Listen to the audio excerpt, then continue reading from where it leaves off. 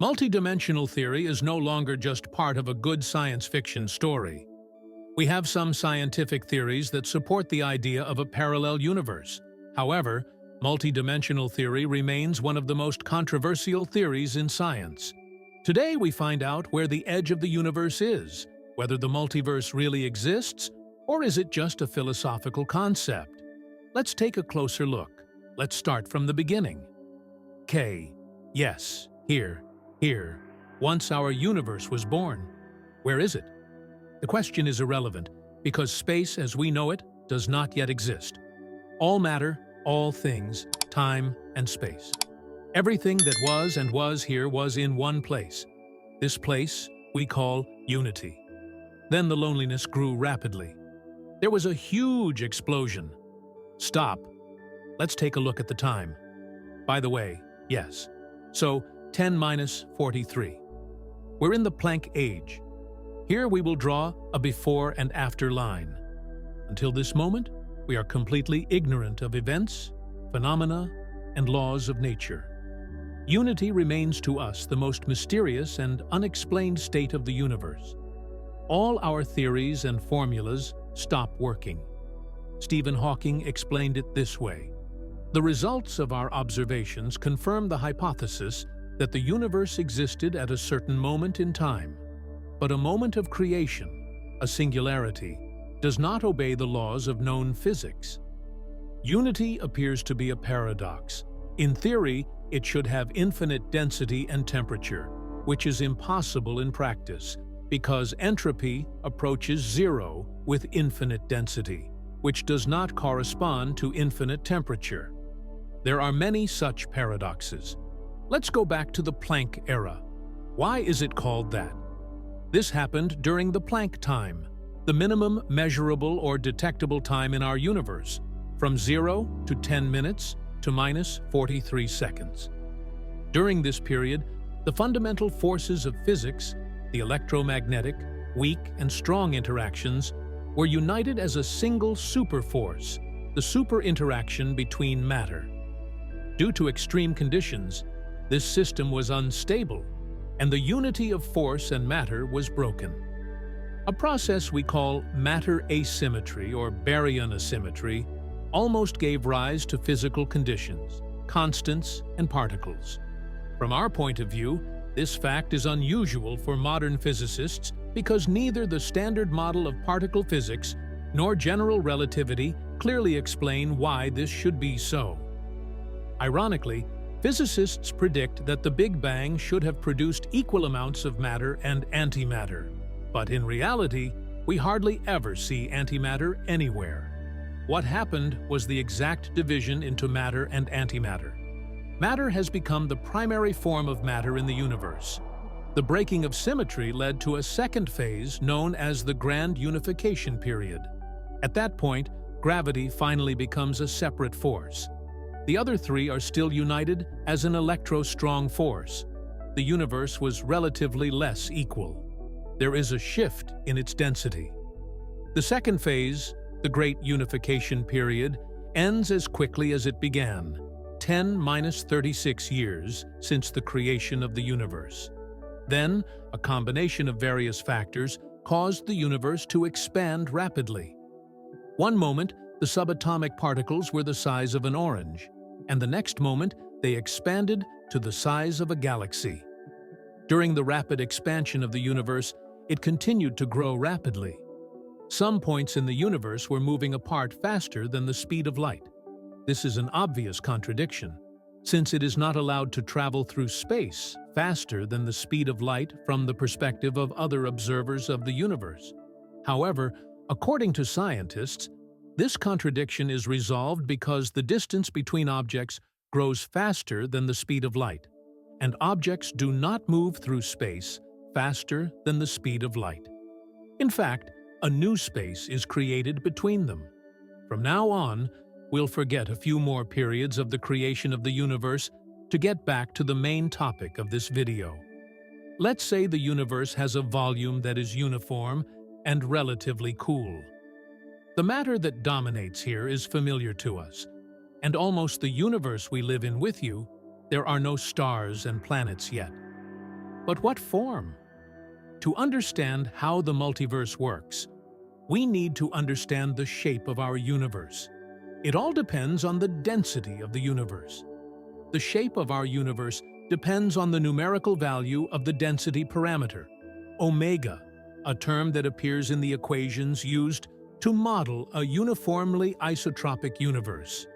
If the density parameter of our universe is greater than 1, omega 1, then the universe is curved like a sphere. If the density parameter were 1 and omega equaled 1, our universe would be equal. A third possibility is that our universe has a hyperbolic curvature, like a saddle, if the density parameter, omega, is less than 1. Why is this important? The density parameter can tell us how the universe will end up. For example, will it continue to expand indefinitely, or will it self-destruct, finite or not? How do we determine omega value? For example, by measuring the density of the universe and its rate of expansion by analyzing the cosmic microwave background. The cosmic microwave background, CMBR, is visible radiation throughout the universe that is left over from the high temperatures of the universe.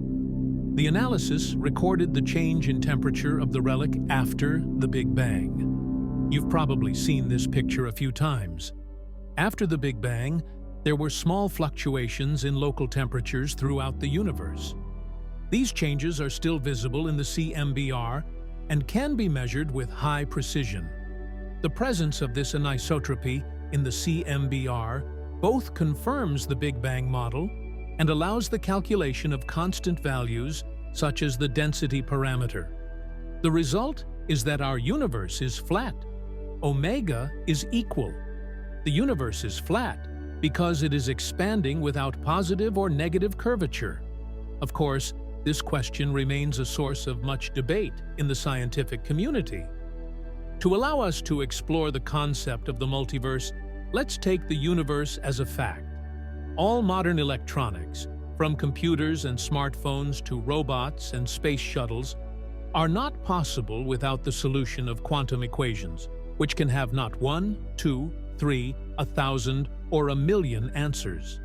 There are several solutions, but scientists always observe only one in an experiment. Before the outcome is observed, all solutions are realized, and the particles are simultaneously in all possible quantum states. Scientists call this quantum superposition. In 1926, Erwin Schrödinger came up with a short equation that defined every quantum state of an elementary particle. The equation worked with one small point. The Schrödinger equation does not have one specific solution. Once the results are observed, there is a solution. All other possible solutions are lost. Their quantum states collapse. The lifetime of a cat depends on the quantum state of the particle. If it falls, the cat dies. If not, the cat begins to live. It exists in a superposition of quantum states. Swedish-American cosmologist Max Tegmark took Schrödinger's experiments even further and proposed this unusual idea. If we can only observe one outcome of an experiment, are the other outcomes reflected in alternate universes? So how many alternate universes are there? A theoretically infinite number. Every universe has an observer recording a certain result of the experiment, which is different from the physical observer in our universe. If that wasn't enough, Tegmark took the concept of multimedia even further by breaking it down into levels. The first level of the multiverse universes exist in one infinite space of time, which means that they all have the same physics and fixed laws. They are, so to speak, the closest to us, but due to the constant expansion after the Big Bang, they are moving away so quickly that they have no effect on the processes that take place here. At this level, we can find doppelgangers who look like us. There is no way to fact-check this. The rest of the universe is beyond our understanding.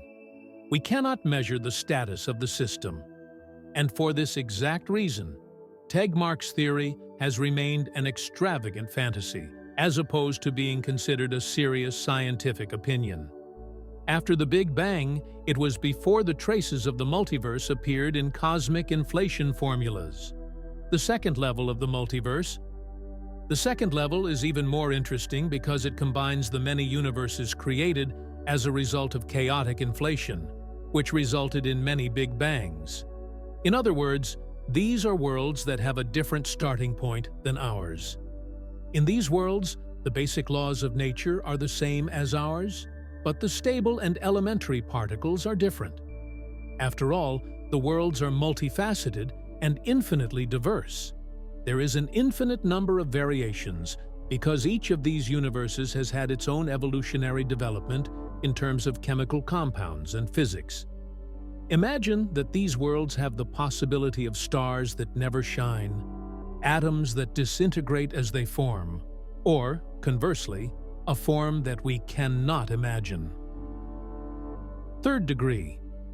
This is similar to the multiplicity of all quantum states, where first-order and second-order universes can exist, a variety of mathematically possible events. These universes may reflect alternative outcomes of past and even future events. To simplify, according to Tegmark, the third level of the multiverse is the space of superposition. Moreover, if we take a more philosophical view, we can say that there is a certain limit beyond which our imagination cannot function. A third level of the multiverse does not exist at all. Any theory, concept, imagination, state, and parameters of matter, types of matter, various constants, laws of physics, everything that shapes reality. Oh, but we're not done yet. We're about to dive into the craziest part of this theory. Before we get to the fourth level, we should have a little theoretical introduction. Think about it. Even in these infinite universes at all levels, with differences in elementary particles, laws of nature, and quantum states, there is something that unites these worlds. What remains from one universe to another. We'll give you a few seconds and try to answer it yourself. Mathematics. Every variation of the universe can be defined by mathematics. Tegmark tried to explain why. Imagine an apple. Describe it. It is round, red, and hard. Very good. Now, let's take a closer look at this apple at the molecular or even quantum level. Here, these qualities disappear. The atom is not round, red, or hard. Atoms have no color, and the concept of temperature does not apply to any atom. So what are the properties of an atom? A quark, for example, rotation and momentum. But essentially, both of these parameters are pure abstract mathematics.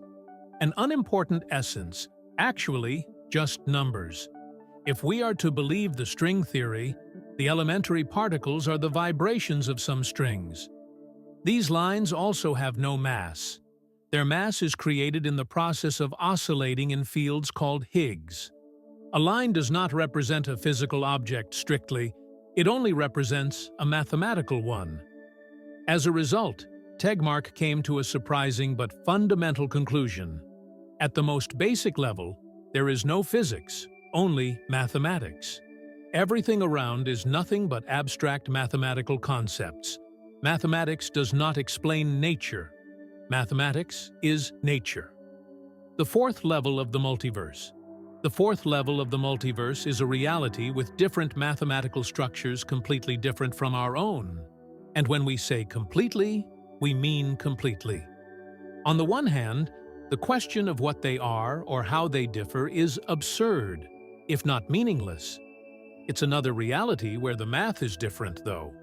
And what happens in this reality can be described in any mathematical terms. But remember, this is just a theory. Paradoxical, infinitely complex and confusing, therefore attractive, but still a theory. With his radical idea, Tegmark awakened the world's brightest minds, but he also gathered opponents to his theory. We are glad that radical thinkers like Tegmark are trying to answer the philosophical questions that have plagued humanity for centuries. What is time? In the world of mathematics, this is an abstract concept whose subjective nature is born only in our minds. what is consciousness? It is an infrastructure in our brain that can be precisely defined by physics and mathematics, which leads to the conclusion that it is another abstract mathematical concept. And so on. If Tagmark is wrong and there is no fourth level of the multiverse, then one day scientists will encounter an insurmountable obstacle. They will discover what cannot be defined mathematically. Then, science will really end and lose its meaning. But if Tagmark is right, science will never end. What are we thinking? Let us express our opinion in superposition. And we really hope that you are watching this video in the universal version, where you got satisfactory answers to your questions. Thanks for watching. What do we know about black holes? It's a terrifying object, a gravitationally bound periodic field that absorbs everything around it, including light. For a long time, black holes have the reputation of being a space monster that eats everything around them and can even destroy data. But how accurate are these allegations? What if we told you that black holes can do more than destroy entire star systems? They can too. Let's take a closer look at their theories. Let's talk about terminology for starters. Are these things really holes? Are they really black? If you ask different scientific experts about the nature of black holes, their answers are likely to be similar. But the approach would be different for a physicist, astronomer, or mathematician, because the laws of physics do not work the same way inside a black hole. According to Einstein, the gravity inside this object is tearing apart space so much that it creates a tear. How do black holes form? Can it appear at any star location? Scientists still debate the mechanisms by which black holes form, but the most popular theory is gravitational collapse, which suggests that a hole can only form from stars with a mass between 2.5 to 6 times the mass of the Sun. And yet, when a black hole is formed, it will only be a few tens of kilometers in diameter.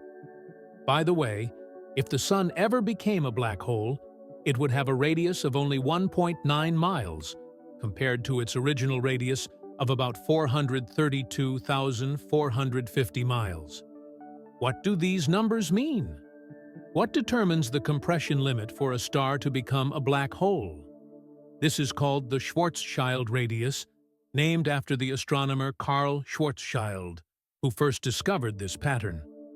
The fact is that any object in the universe can become a black hole if compressed to a certain radius, and the Sun would shrink to 1.9 miles in radius. For land, this number is 0.35 inches, slightly larger than a grain of rice or a ball in a ballpoint pen. You can use this formula and calculate how much it takes to compress the surrounding matter to turn it into a black hole. There are two main ways to explain how black holes form.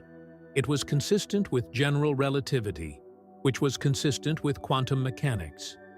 According to general relativity, the entire surface of a black hole is a spherical boundary, and light and matter escape.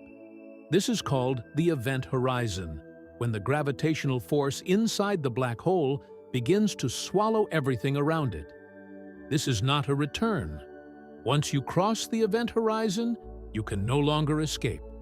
If we could somehow get inside a black hole, we would find that space-time was closer to the center, and at the center, it would be infinitely distorted.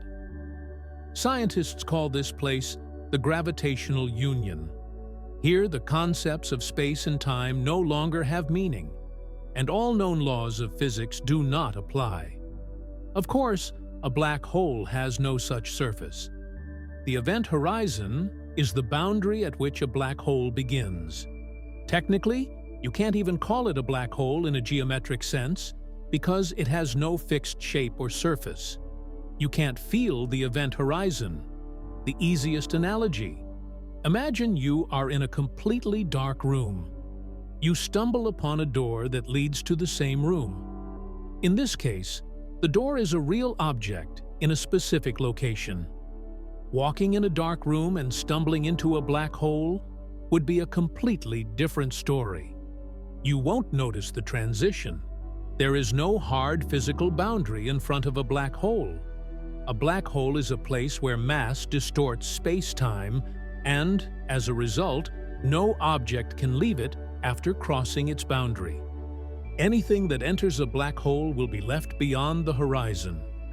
This is one of the main questions that occupy the minds of astronomers all over the world. What's inside? What would an observer experience inside a black hole? What will it look like to outside observers? When we cross the event horizon, reality will split into two parts. In one, you will instantly evaporate from reality. In the second, you'll freeze in place before slowly disappearing forever. As we have already mentioned, crossing the event horizon is completely unknown to you. Go back to the dark room analogy. Amazingly, as you get closer to unity gravity, you won't experience any turbulence, drag, or pressure. You will be in free fall mode.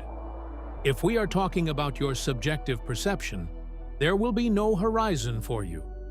It should be noted that this theory only applies to large-scale black holes millions of times larger than the Sun. When you have small black holes, you will experience undead discomfort. Gravity will affect your body disproportionately, and you will stretch out like spaghetti. By the way, the official scientific term for this process is spaghettification. But, for the purpose of this experiment, let's say we find ourselves inside a fairly large black hole. We are punished, but at least we die quickly, instead making a relatively steady descent. And so you quietly fly through infinite space, heading for the unit of gravity. External observers say you've disappeared into a black hole. Who is right in this case? According to physics? Both. Additionally, according to Stephen Hawking's theory, you can slowly disappear inside a black hole and disappear from the universe, which leads to a serious paradox. According to the laws of quantum physics, from the perspective of an observer, you cannot cross the event horizon. You must stay out of the black hole. One of the basic laws of physics says that information cannot be destroyed.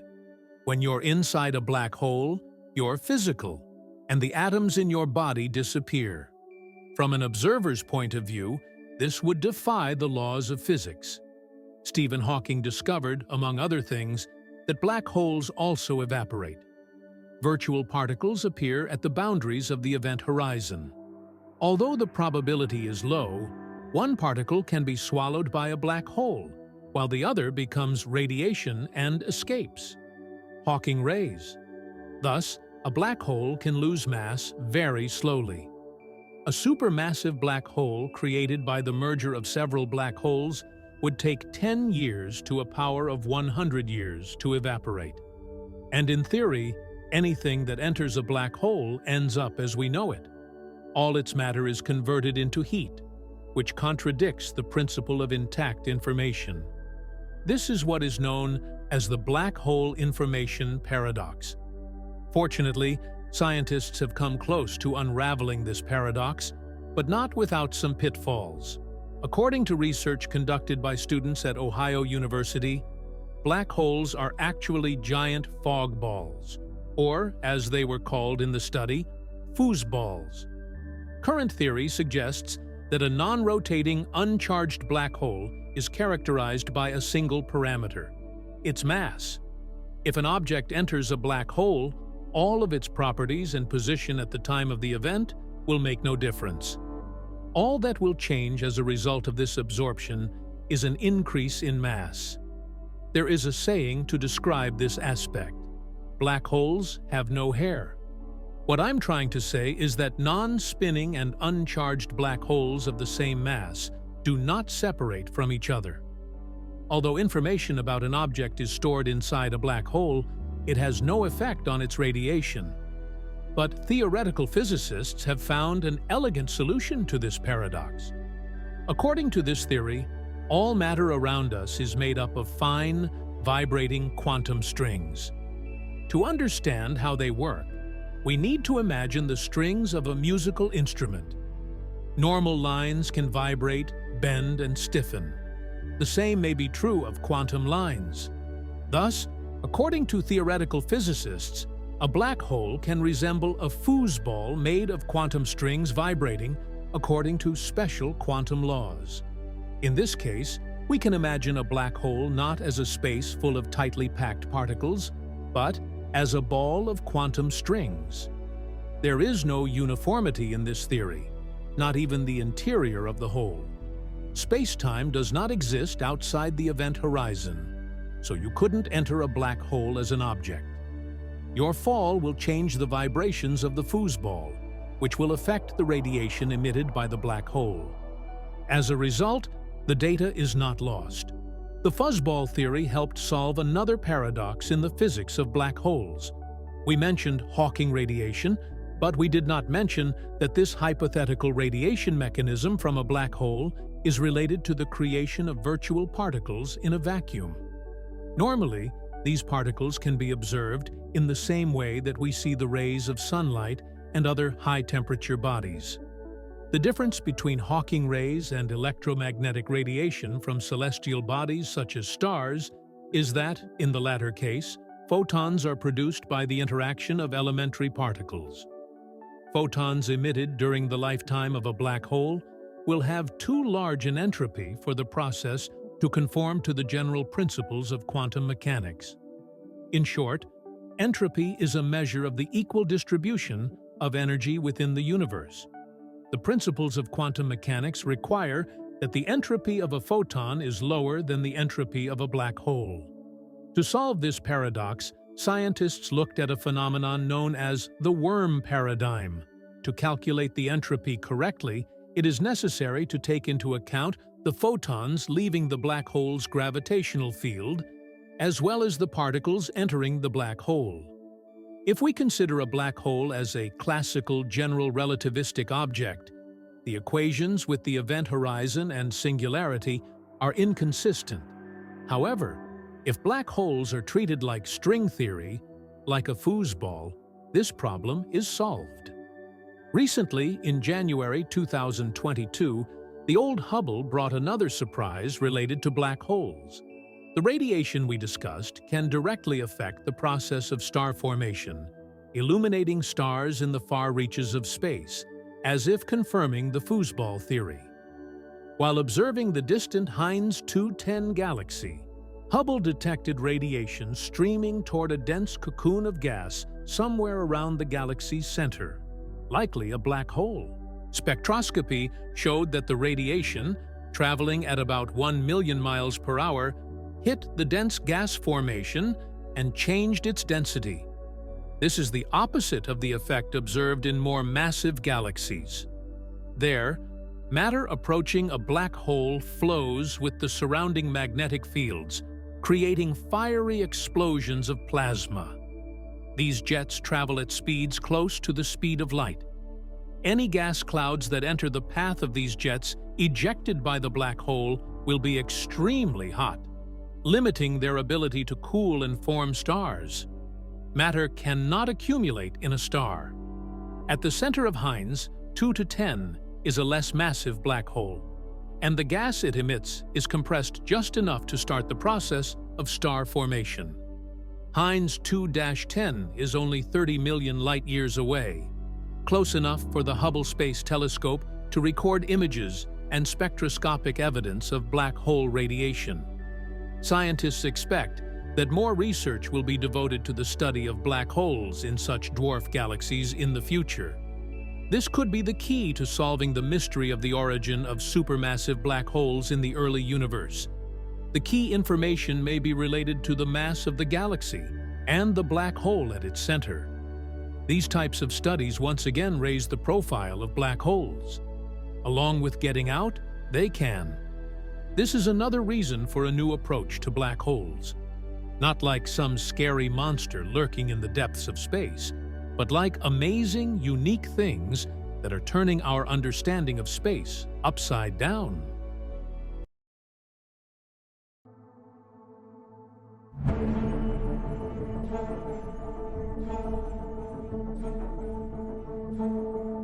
Every night, astronomers scan the sky for possible habitable worlds and extraterrestrial radio signals. So far, no signs of life have been detected.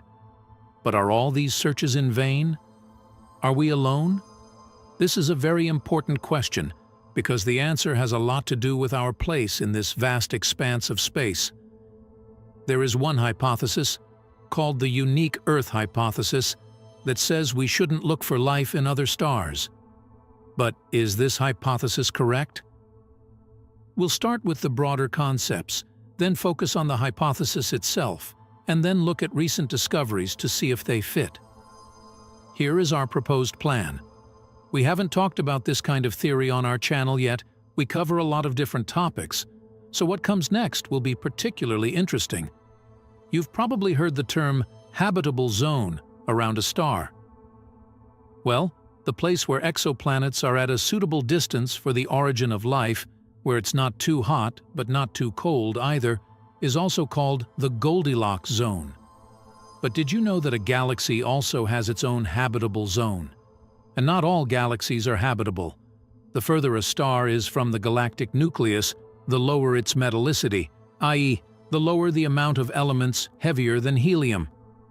This decrease is due to the formation of heavy elements in the cores of giant stars and supernovae.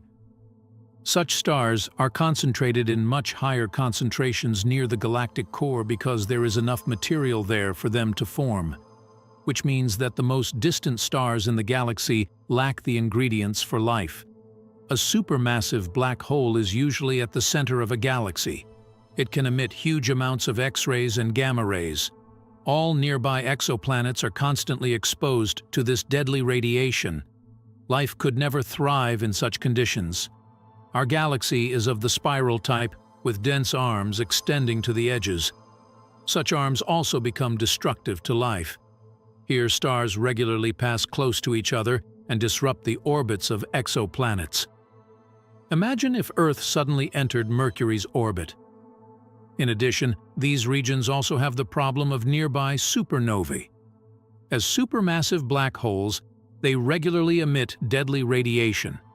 NJ indicates that the habitable zone of Zalax is a place close enough to the center of the galaxy with enough complex elements, but far enough away from the core and arms to avoid gravitational disturbances and radiation overdose. We are still in the early stages of understanding what part of the galaxy is habitable.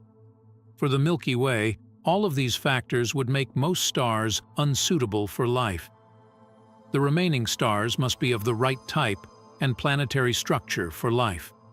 We used to think that every star had a habitable zone, the theoretical distance at which liquid water could exist. However, this is a very simplistic viewpoint that does not take into account the spectrum or habitability of stars. For example, low-mass stars emit much less visible and infrared light than main-sequence stars, but they can emit huge amounts of X-rays and gamma rays. This means that their habitable zone may contain water, but the levels of X-ray and gamma rays are so high that the complex molecules might just break apart, killing any possibility of life. The deviation of light from our Sun is very small, less than 0.1%, but for other stars, it can vary by up to 500%. As a result, the boundaries of the habitable zone move throughout the system as stars get darker and brighter. This means that worlds become habitable and escape, which in turn kills all possible life. But even if we find the right stars, it's not at all certain that the planet will be suitable for life. We also need the planets to be properly aligned. The configuration of our system is as follows.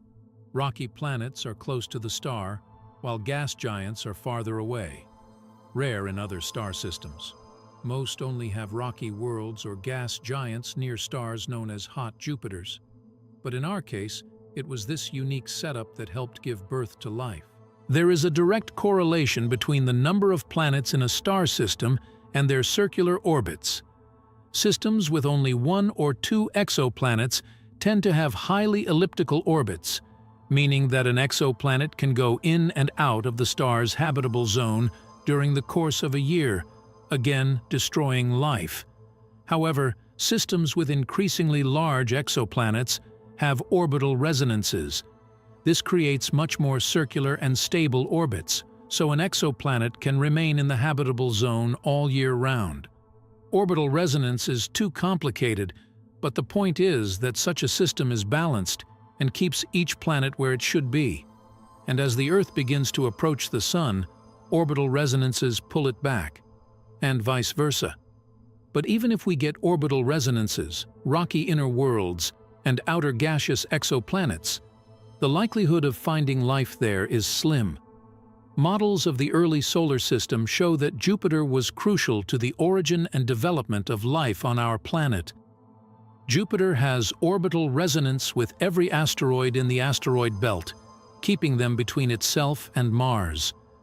Because of this effect, asteroids will constantly bombard the Earth, and life cannot thrive. Why, if there were no Jupiter, life would be unlikely to have started. At the dawn of the solar system, it actually drifted into the interior of the solar system and threatened to destroy the inner planets. But Jupiter has a unique resonance with Saturn, and Saturn with Uranus, and so on. This resonance meant that Saturn pulled Jupiter out of its inner spiral, preventing a collision with Earth and Mars.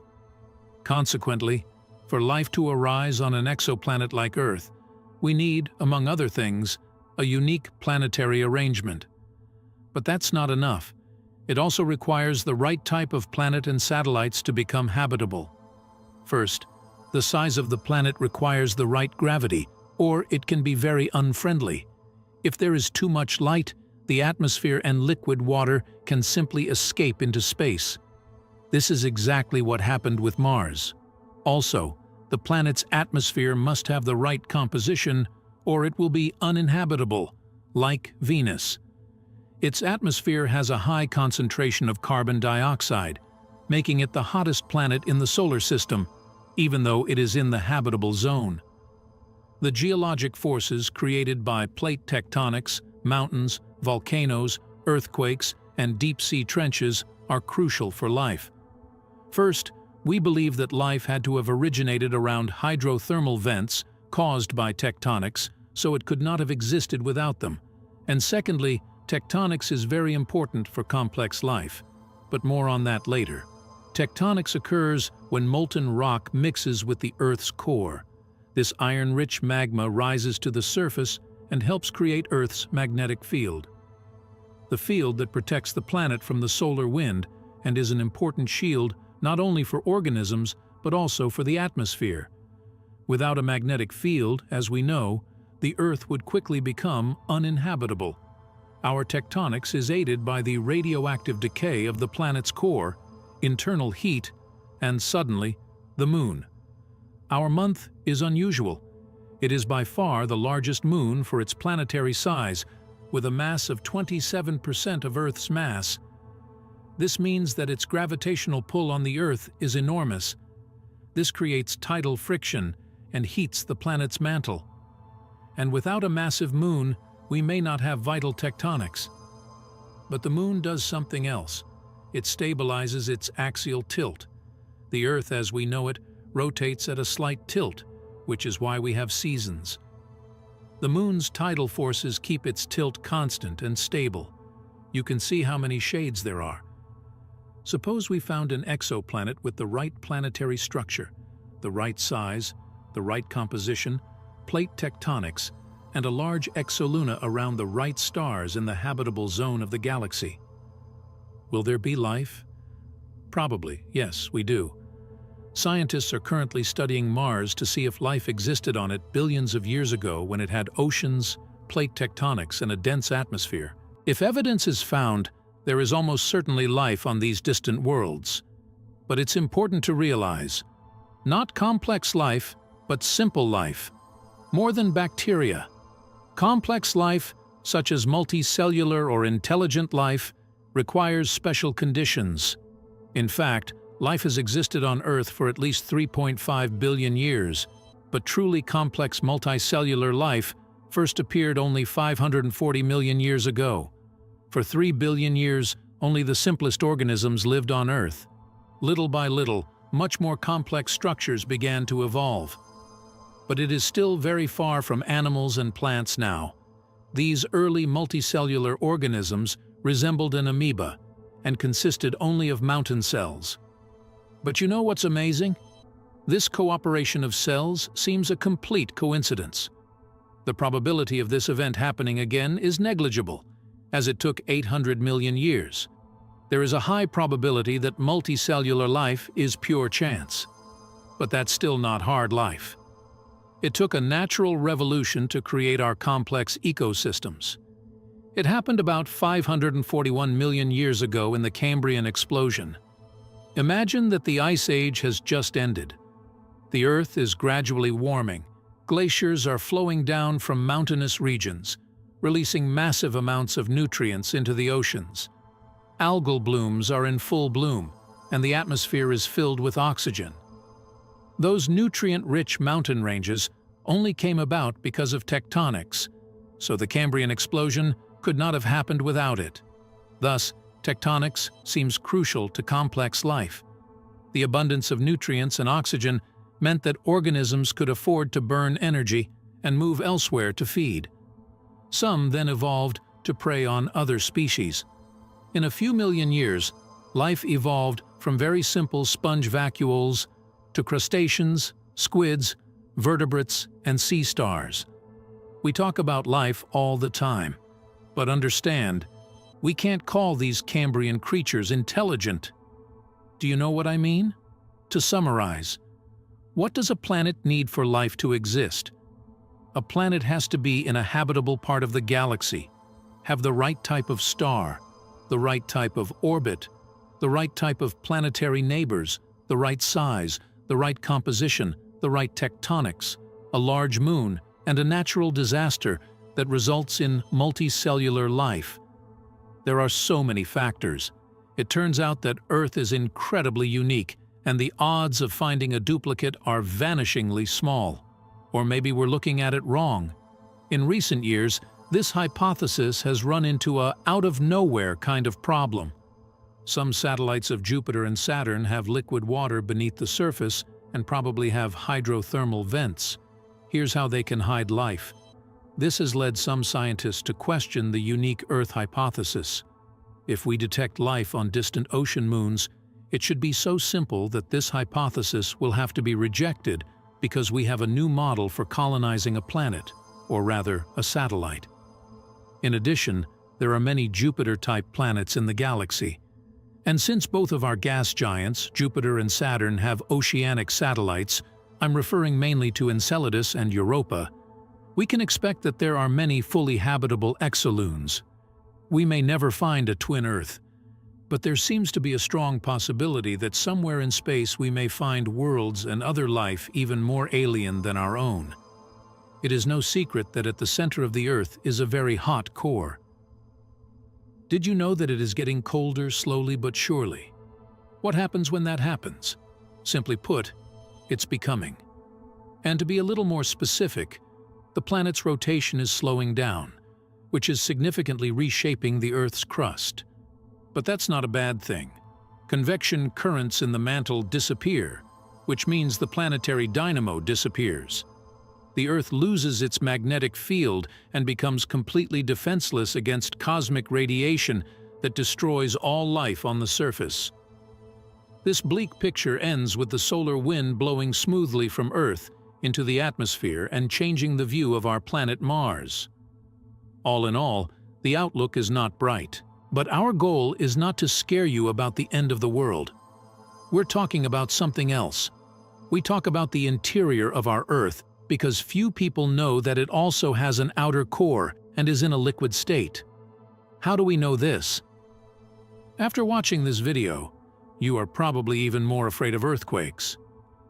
Anyway, as always, it's going to be interesting. So for now, let's head out into space to look at our home planet.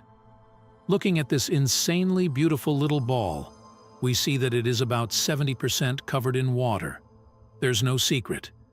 In fact, all oceans are simply floating on top of giant layers of argillite that mankind once decided to call land for some reason. In fact, the concept of buoyancy, where lower density objects rise above higher density objects and the latter sink accordingly, can explain processes on a much larger scale than the existence of oceans.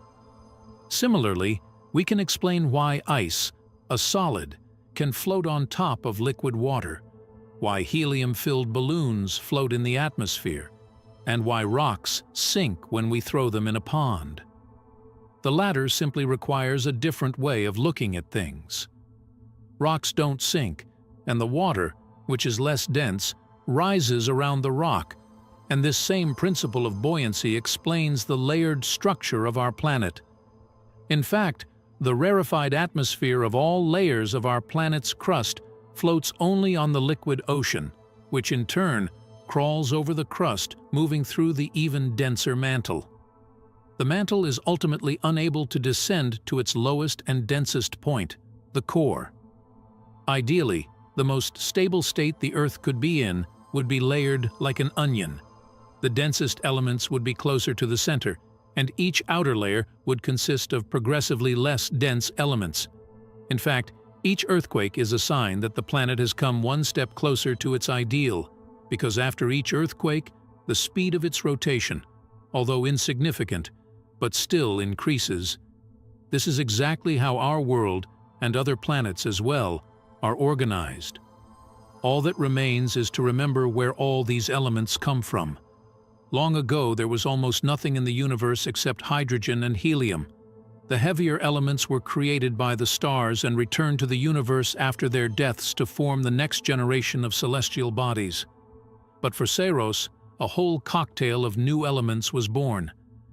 Nitrogen, silicon, magnesium, carbon, oxygen, sulfur, and iron were added. And around almost all of them, new stars and protoplanetary disks begin to form. The external pressure of a newly forming star basically pushed the lighter elements to the outer parts of the future star system, and gravity caused its unstable disk to collapse and soon to form planets. Speaking of the solar system, the 4 densest planets by far are in its interior. All of them could not gravitationally hold the large amounts of hydrogen and helium from which they were formed, so they did not become gas giants. But the outer planets, which were more massive and farther away from the Sun and therefore received less radiation, were able to retain large amounts of these ultralight elements and form gas giants. Earth and other worlds are similar in structure. The densest elements concentrate in the core, while the lighter elements form the less dense layers surrounding them.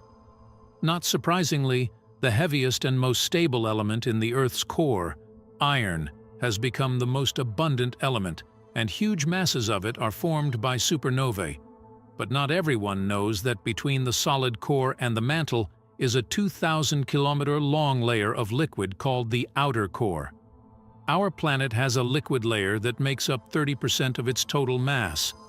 We have only been told about this by scary soothsayers, seismic waves caused by earthquakes.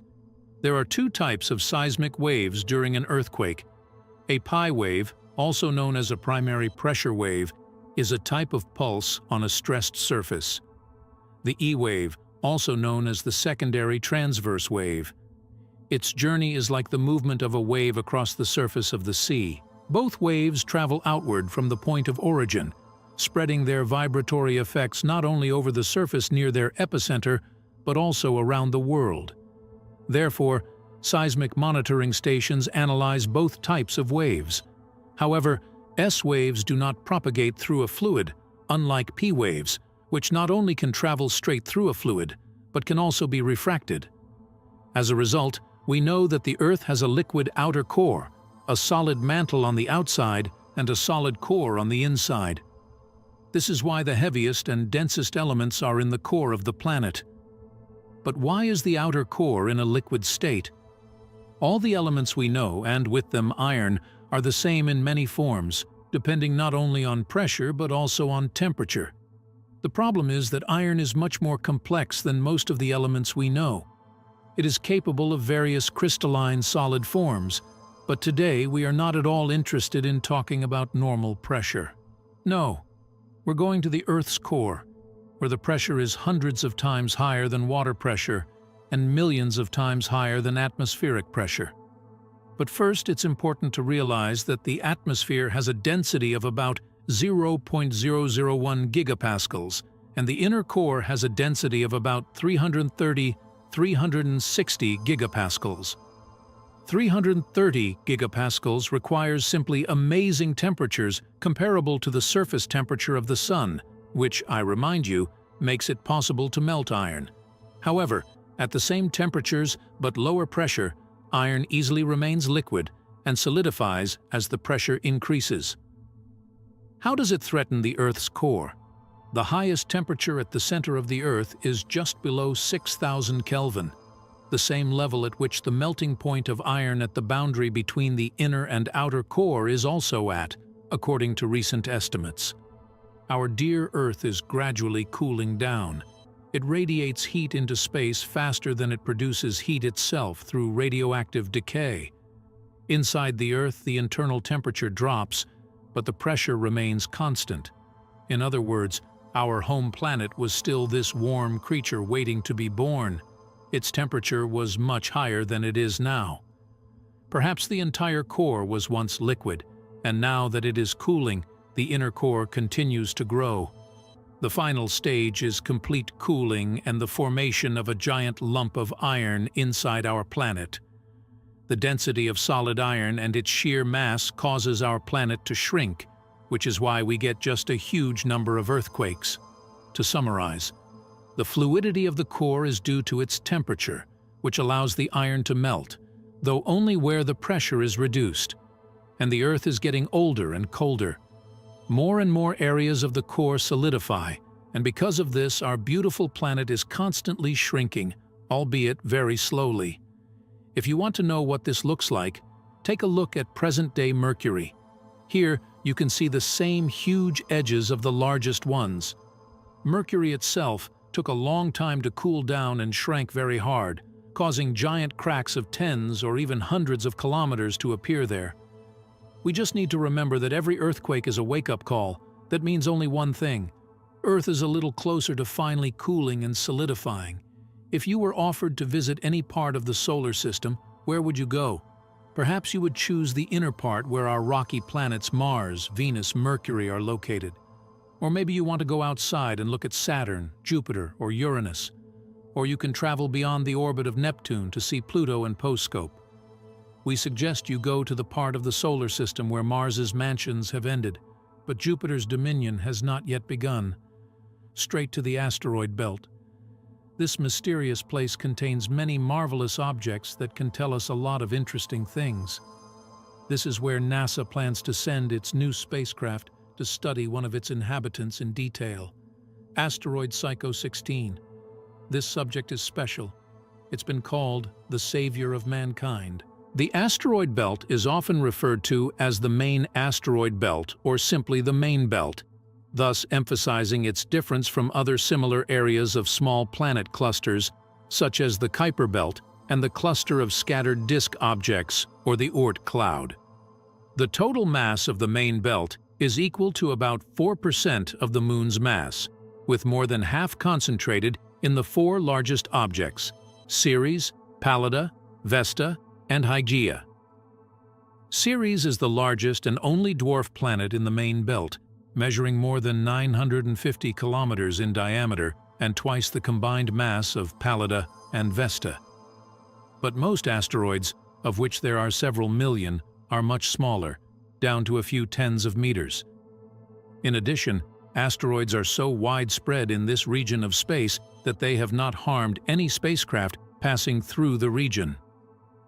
In the 19th century, it was widely hypothesized that the asteroid belt represented the remains of the erstwhile planet Phaethon, which was destroyed in a collision with a large object millions of years ago. Then we attended these events and even hosted them. This is a joke, of course, but we actually have this video, and if you haven't seen it, you can watch it. At the same time, you can compare how much our channel has changed in a few years. As for the Phaethon hypothesis itself, it was soon firmly rejected, one of the most important arguments being the total low mass of the belt. But then how did the belt form? The main theory now is that it started forming right near Jupiter, whose gravitational field was constantly introducing serious perturbations to the orbits of planetesimals. The excess orbital energy received from Jupiter caused these bodies to collide more violently with each other, preventing them from being blindsided by the protoplanet and further enlarging it.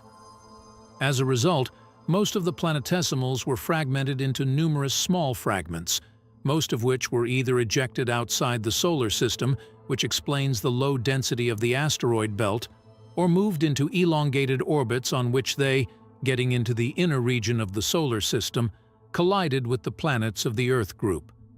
Collisions between asteroids occurred after this period, which led to the appearance of numerous asteroid families, groups of bodies with similar orbits and chemical composition, which includes a significant number of existing today asteroids, as well as the formation of fine cosmic dust that forms the zodiacal light. In addition to this, Jupiter's gravity also creates regions of unstable orbits where asteroids are virtually absent due to resonances with Jupiter. An asteroid getting there in a relatively short time would be ejected from that orbit outside the solar system, or would join the population of asteroids crossing the orbits of the inner planets. Now, there are almost no asteroids in such areas, but the orbits of many small asteroids continue to slowly change under the influence of other factors. There is also a version that the asteroid belt was formed as a set of byproducts in the formation of the planets of the solar system. In other words, asteroids formed as debris from the formation of other planets, which were then dropped into the region between Mars and Jupiter, where they are today. The most important distinguishing feature of individual asteroids is their spectrum, by which we can judge the chemical composition of a particular body. There are three main spectral classes of asteroids in the main belt. Attention on the screen: carbon, silicate, and metal, or iron. All of these classes of asteroids, especially metallic asteroids, are interesting from the point of view of the space industry and especially industrial asteroid exploration. Asteroid Psyche 16 belongs to the iron class. Its shape is similar to a potato, only it is very large, with a diameter of about 226 kilometers and dimensions of 279 x 232 x 189 kilometers. Psyche orbits the Sun at a distance of 2.53.3 astronomical units. Recall that 1 astronomical unit is the distance between the Earth and the Sun. Psyche takes about 5 Earth years to make 1 revolution around a star, and it takes just over 4 hours to make 1 revolution around its axis. Today is Psyche's day, mostly made up of 90% iron, nickel, and other metals, very similar to the core of a planet. It has even been suggested that Psyche is the high metal core of an ancient protoplanet that may have been destroyed by collisions with other asteroids before it could complete the process of becoming a full-fledged planet. An interesting asteroid is the primary target of the Psyche mission. According to already announced plans, the U.S. Space Agency will send its equipment there in 2022. The main goal of the mission is to find out if Psyche is indeed the core of a planet-sized object and to learn more about the formation of the solar system. But is that the main goal? Or maybe NASA is being a little silly? The fact is that in the media there was information that simply stirred up the public. They report that in addition to nickel and iron, the psychic rocks also contain platinum and gold. Some experts have even calculated the total cost and came up with an impressive sum of $700 quintillion. And according to the space treaty drawn up by the United Nations, space is not a matter of national property, but belongs to all of humanity.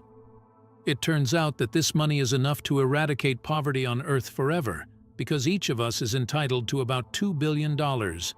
It became a harsh name like Savior of Mankind. But before you start planning what to spend your rightful $2 billion on, I'm going to quickly disappoint you.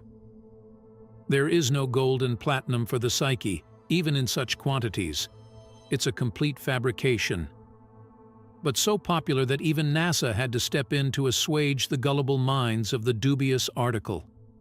the organization officially denied any suggestion of gold reserves, stating that Psyche-16 is not made up of gold, but iron and nickel.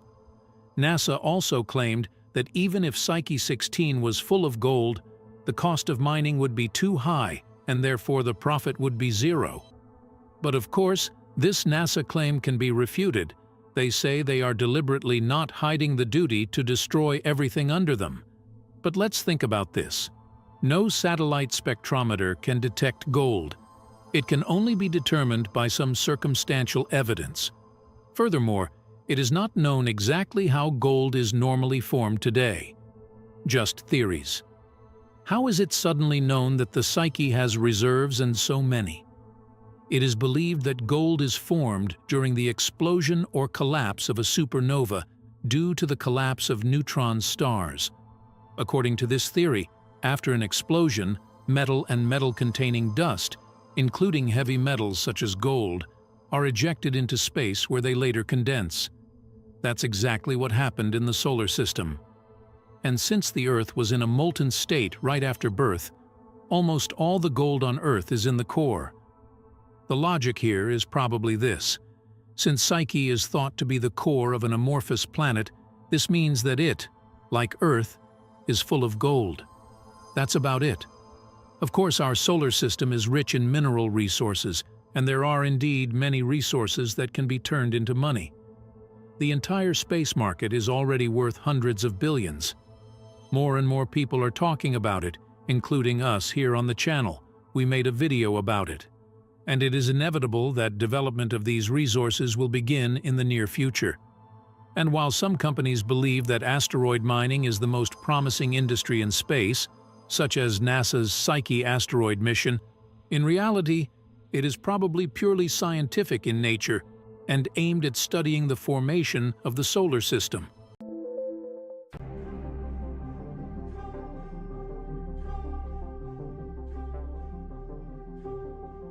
Dark matter and dark energy are two of the deepest mysteries of modern cosmology.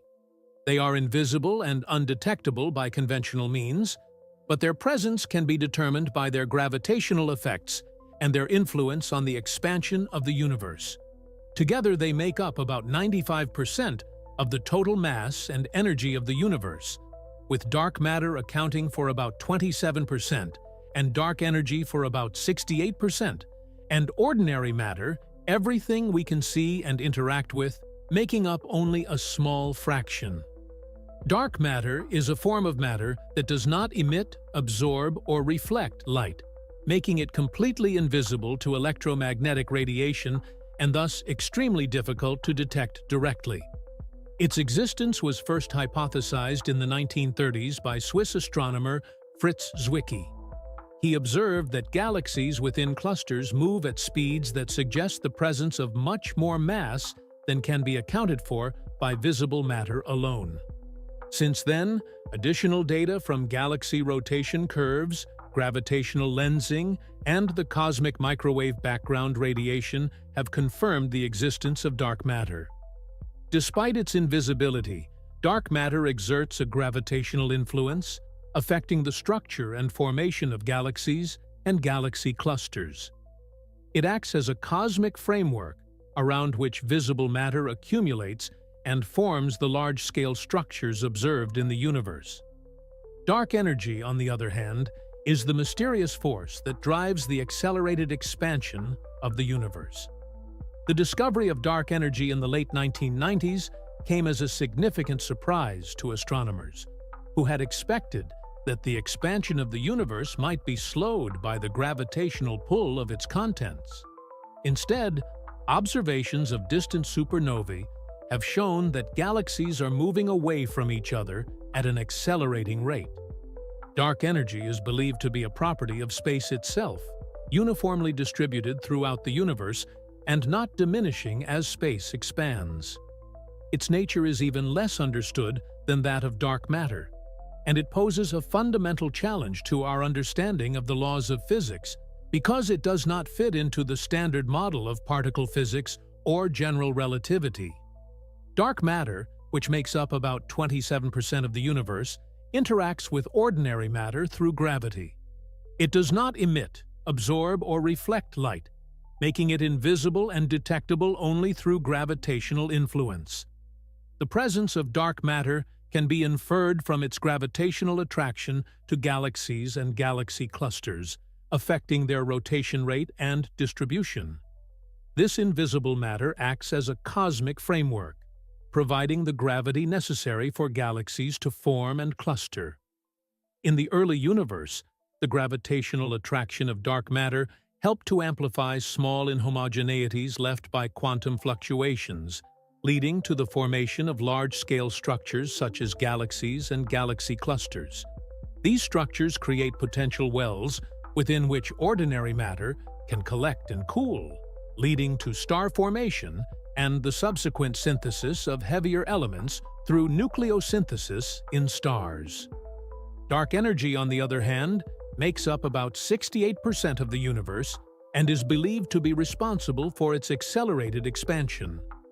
Unlike dark matter, dark energy is not clustered but is uniformly distributed throughout space, exerting a repulsive force that counteracts gravity. The exact nature of dark energy remains one of the biggest mysteries in physics, but its effect on the expansion rate of the universe has critical implications for particle formation and cosmic evolution. Accelerated expansion affects the density and temperature of the universe over time, affecting the rate at which structures form and evolve. This expansion affects the cooling of the universe and the regions where particles can combine to form atoms, molecules, and eventually stars and galaxies. Supersymmetry, often abbreviated as SUSY, is a theoretical framework in particle physics that proposes a type of symmetry between two fundamental classes of particles: bosons, which carry forces, and fermions, which make up matter. According to supersymmetry, for every boson in the Standard Model, there is a corresponding fermionic partner, and vice versa, which has not yet been observed. These partner particles are known as superpartners, whose names repeat the names of their counterparts in the Standard Model, but with the addition of prefixes or suffixes, e.g., squarks are superpartners of quarks, and selectrons are superpartners of electrons. The appeal of supersymmetry is that it has the potential to resolve several unresolved issues within the Standard Model of particle physics and cosmology. One of the most important problems that supersymmetry aims to solve is the hierarchy problem associated with the huge difference in the strength of the gravitational force and other fundamental forces. Supersymmetry suggests that new symmetries in the laws of physics can stabilize the mass of the Higgs boson against quantum corrections that might otherwise make it much heavier, which provides a natural explanation for the weak weights and mass stability of the Higgs boson.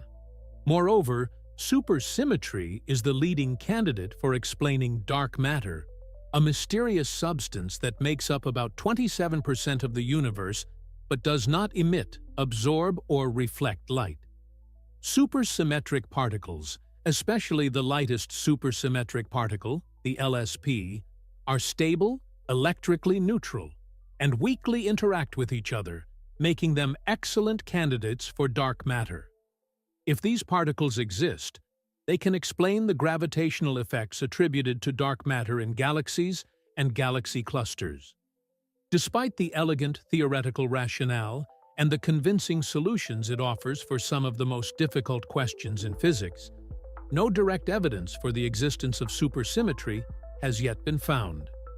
Particle gas pedals, such as the Large Hadron Collider, LHC, at CERN, are conducting extensive searches for superpartners of known particles.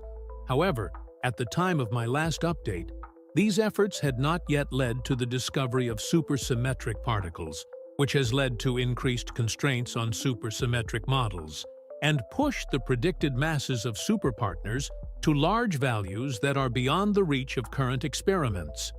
Are there theories suggesting that the particles are outside the Standard Model?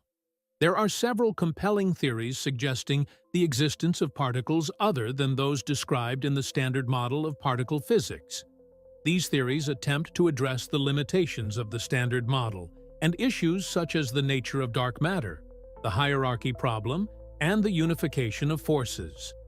The best-known theories are supersymmetry, SUSY, string theory, and theories with extra dimensions. Supersymmetry, as mentioned earlier, extends the Standard Model by adding a superpartner to each particle, effectively doubling the size of the particle. These superpartners, which have not yet been observed, could help explain the mystery of dark matter and offer a solution to the hierarchy problem by stabilizing the mass of the Higgs boson. Supersymmetry predicts a number of new particles such as gluino, the superpartner of the gluon, and gravitino, the superpartner of the graviton, a hypothetical particle associated with gravity. String theory, another leading candidate for expanding our understanding of the fundamental constituents of the universe, proposes that elementary particles are not point-like points, but tiny vibrating strings. The vibrational modes of these strings correspond to different particles, and their vibrations determine the properties of the particles. String theory inherently incorporates supersymmetry and predicts the existence of many new particles, including those responsible for gravity, potentially offering a way to unify all fundamental forces. It also suggests that there are spatial dimensions in addition to the usual three. Theories of extra dimensions, such as those proposed in various formulations of string theory and approaches such as the brain world scenario, suggest that our universe may have more than just the three spatial dimensions we perceive. These extra dimensions may be packed and hidden at scales too small to be directly detectable with current experiments. Particles can propagate through these extra dimensions, which could explain why gravity is much weaker than other fundamental forces, and it assumes the existence of particles associated with these dimensions. Another approach involves grand unification theories, which seek to unify the electromagnetic, weak and strong nuclear forces into a single force by introducing additional symmetry groups. These theories predict the existence of new particles, such as heavy-gauge bosons, that may mediate transitions between quarks and leptons, turning one type of particle into another. While these theories are mathematically elegant and offer exciting solutions to Standard Model shortcomings, direct experimental evidence for the existence of particles outside the Standard Model remains elusive. Particle gas pedals, such as the Large Hadron Collider, are at the forefront of the search for these hypothesized particles. Their discovery would not only confirm these theories, but would fundamentally change our understanding of the fundamental structure and forces of the universe. Gravity, the weakest yet largest of the four fundamental forces, has a profound effect on particle formation, shaping the cosmos from the smallest scales to immense galactic structures. Although its influence is subtle in the field of particle physics, the role of gravity becomes more significant when we consider the broader context of the evolution of the universe and the formation of structures within it. The most direct effect of gravity on particle formation can be observed in star formation. When huge clouds of gas and dust in galaxies collapse under their own gravity, dense regions form within them, creating conditions favorable for nuclear fusion. The intense pressure and temperature in the cores of these nascent stars initiate the fusion of hydrogen atoms into helium, releasing energy in the process. This fusion, the heart of stellar nucleosynthesis, generates the heavier elements necessary for life and the diversity of chemical elements found throughout the universe. Gravity plays an important role in the formation of black holes, regions of space-time where the gravitational forces are so strong that nothing, not even light, can escape them. In extreme conditions near the event horizon of a black hole, theoretical processes such as Hawking radiation predict the creation of particle-antiparticle pairs from the very vacuum of space. While one particle falls into a black hole, another flies out, suggesting an exciting interaction between gravity and quantum mechanics that can influence particle formation. On a cosmological scale, The role of gravity in particle formation extends to the very structure of the universe. The distribution of matter, from the thread-like structures that make up the cosmic web to the formation of galaxies and galaxy clusters, is governed by gravitational attraction. This distribution, in turn, determines the regions where particles can clump together to form stars, planets, and other astronomical bodies. Although on small scales, the direct effect of gravity on the behavior of individual particles is overshadowed by the more powerful electromagnetic and nuclear forces, its cumulative effect on cosmic timescales and distances is crucial to understanding the evolution of the universe. The formation of particles, stars, and galaxies, and the very structure of the cosmos are all evidence for the fundamental role of gravity in shaping the universe from its earliest moments to the present day. Inflation theory is a key concept in cosmology that addresses some of the most fundamental questions about the early universe. Proposed in the early 1980s by physicists including Alan Guth and Andre Linder, inflation suggests that in the first fraction of a second after the Big Bang, the universe underwent an exponential expansion. This rapid expansion, far exceeding the speed of light, has increased the size of the universe by many orders of magnitude in the blink of an eye. Inflation was introduced to address several problems inherent in the Big Bang theory as it existed at the time.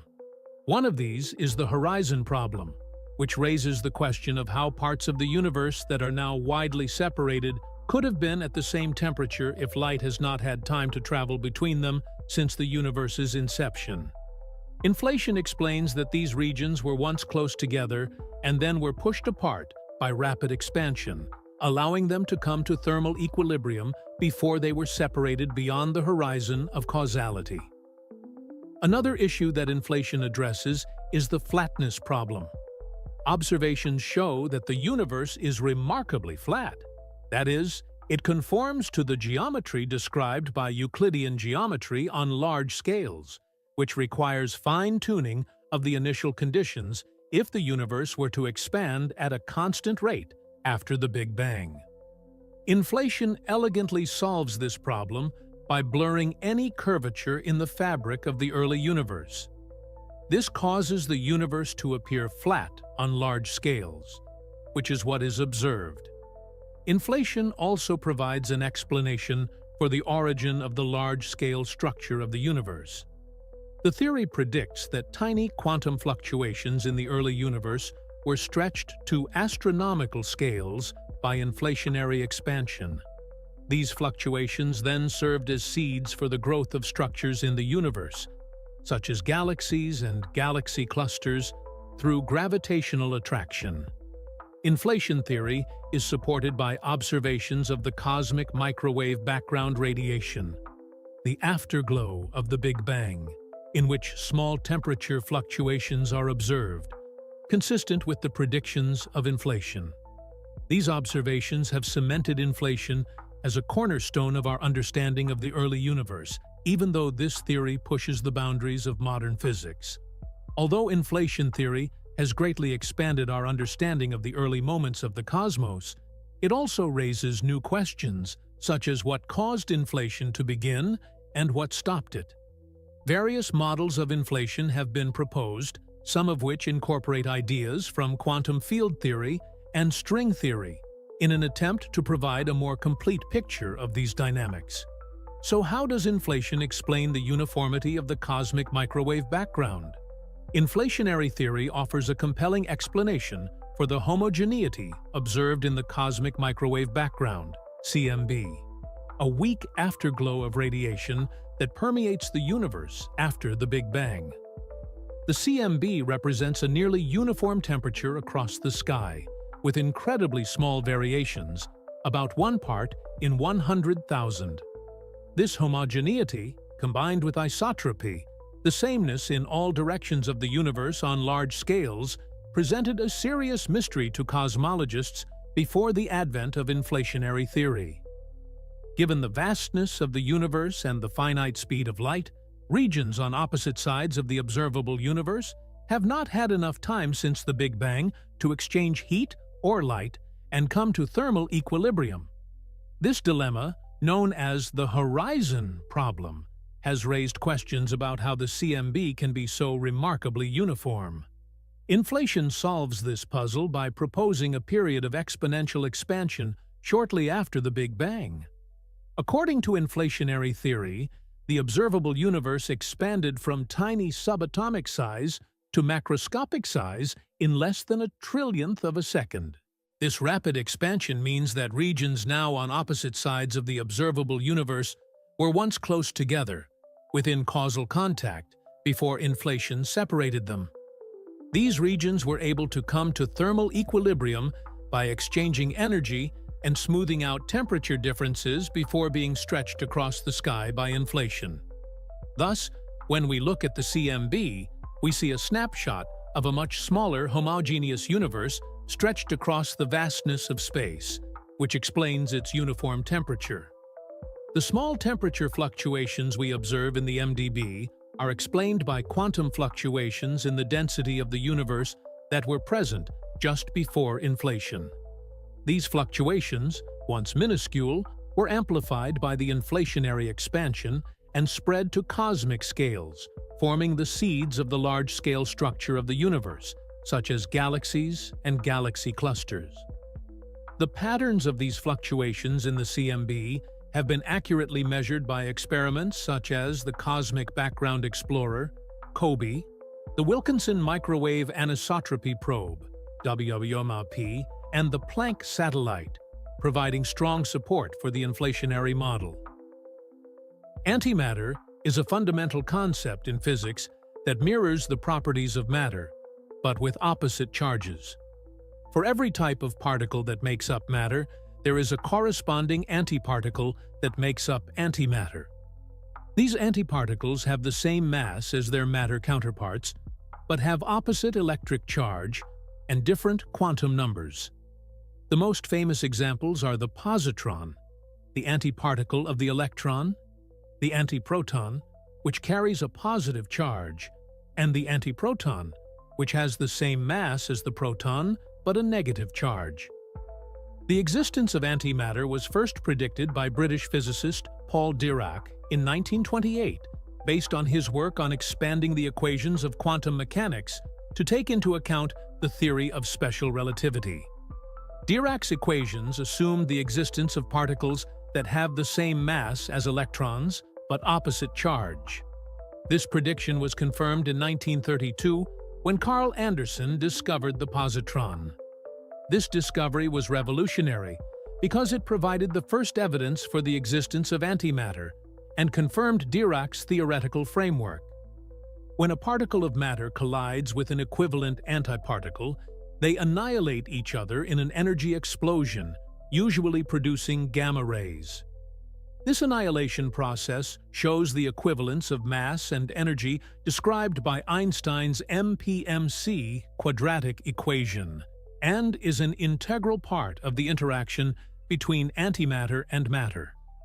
Antimatter is not just a theoretical curiosity, it has practical applications and significance. In medicine, for example, positron emission tomography, PET, is based on the detection of gamma rays from positron annihilation to create detailed images of the body. In addition, understanding antimatter is crucial to advancing our knowledge of the universe. Cosmologists study antimatter to answer fundamental questions about the Big Bang and why the observable universe is composed almost entirely of matter, despite theories predicting that equal amounts of matter and antimatter formed in the early moments of the universe. The study of antimatter is also pushing the boundaries of particle physics by challenging scientists to create, capture, and study antiparticles in the laboratory. For example, experiments with antihydrogen atoms aim to compare the properties of hydrogen and antihydrogen to test the fundamental symmetries of nature. This research could open up new physics beyond the standard model, providing insight into the forces and particles that shape our universe. Now let's talk a bit about the CP violation and how it relates to the matter-antimatter asymmetry. CP violation refers to a fundamental phenomenon in elementary particle physics, where the interaction of charge conjugation C and parity inversion P is not conserved. Simplistically, this means that the processes of transformation of some particles into corresponding antiparticles proceed differently when charges and spatial orientation are changed. CP violation is very important for understanding the matter-antimatter asymmetry in the universe. In the early universe, matter and antimatter were produced in nearly equal amounts during particle-antiparticle creation processes. However, if all physical processes perfectly observed CP symmetry, matter and antimatter would completely annihilate each other, leaving behind a universe devoid of matter. The observed asymmetry of matter and antimatter suggests that there must exist processes in which CP symmetry is broken, favoring the production of matter over antimatter. This violation of CP symmetry allows for subtle differences in the behavior of particles and antiparticles, resulting in a small excess of matter that ultimately produce the structures we see in the universe today. CP violation has been experimentally observed in some rare elementary particle decays such as neutral kaons and B mesons. These experiments have provided insight into the mechanisms responsible for creating the matter-antimatter asymmetry in the early universe. However, the exact cause of CP violation and its relation to the observed matter-antimatter asymmetry are still active areas of research in particle physics. Do we really understand the origin of the universe? This question has puzzled scientists, philosophers, and theologians for centuries. Delving deeper into the depths of cosmology and elementary particle physics, we find glimpses of the cosmic drama that unfolded billions of years ago. Despite our best efforts, the final birth of the cosmos is shrouded in mystery. Theories like the Big Bang provide a framework for understanding the evolution of the universe from the earliest moments of its existence. But when we look at the moment of creation, we encounter a realm where the laws of physics are broken and our common understanding crumbles. It is a realm of extreme temperatures, densities, and energies where profound changes are taking place in the fabric of space-time. In our quest to understand the origins of the universe, we face the limitations of human knowledge and scientific research. Can we ever hope to unravel the mysteries of existence with our limited intellect and empirical methods? Are there areas of knowledge beyond human understanding? Some argue that the desire to understand is an inherent part of human nature that drives us to explore, ask questions, and seek answers to the deepest mysteries of existence. Others argue that there is a limit to what we can know, and that some aspects of reality may forever remain beyond our comprehension. How does the concept of something fit into modern physics? This question challenges our fundamental understanding of reality. From the perspective of modern physics, nothingness is simply the absence of matter or energy. On the contrary, it is a complex and dynamic landscape governed by the laws of quantum mechanics. In quantum physics, the cosmic vacuum is far from nothing. It is full of virtual particles that appear and disappear spontaneously, borrowing energy from the void for a moment before annihilating each other. This phenomenon, known as vacuum fluctuations, indicates that even in the absence of particles, the fabric of space-time is buzzing with activity. Moreover, the concept of nothingness is intertwined with the mysteries of the origin of the universe. The Big Bang theory posits that the universe emerged from a singularity, a point of infinite density and temperature. But what preceded the Big Bang? Did anything actually exist before the expansion of the universe? Or are there dimensions of existence beyond our current understanding? Research in particle physics has far-reaching implications that go beyond laboratory studies and have many benefits for society. While the topic may seem esoteric, advances in particle physics are producing tangible results that affect our daily lives. One of the important contributions of particle physics research is its role in medical imaging and therapy. Technologies such as PT, positron emission tomography, and MRI, magnetic resonance imaging, have emerged from the study of particle physics. These imaging techniques are critical to the diagnosis and treatment of disease, improving the health of millions of people around the world. In addition, particle physics has paved the way for improved radiation therapy in the treatment of cancer. Techniques such as proton therapy, which uses beams of protons to precisely target tumors with minimal damage to surrounding healthy tissue, have emerged from particle physics research. These techniques offer more effective and less invasive treatment options for cancer patients. Research in particle physics has contributed to the development of innovative materials and technologies. For example, the World Wide Web, invented at CERN to facilitate communication between researchers, has changed the way information is accessed and shared globally. In addition, advances in particle detector technology have led to more sensitive detectors used for safety testing, environmental monitoring, and even archaeological research. The search for fundamental knowledge in particle physics often stimulates progress in other fields as well. Collaborations among physicists, engineers, and mathematicians foster interdisciplinary research that promotes innovation in many different fields.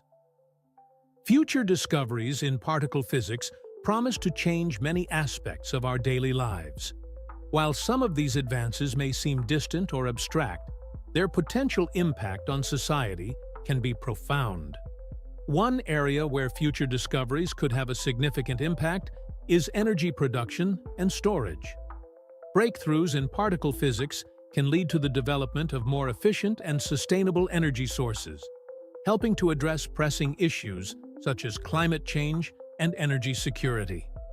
For example, advances in fusion energy, inspired by the study of plasma physics in particle gas petals, may one day provide a clean and virtually limitless source of energy.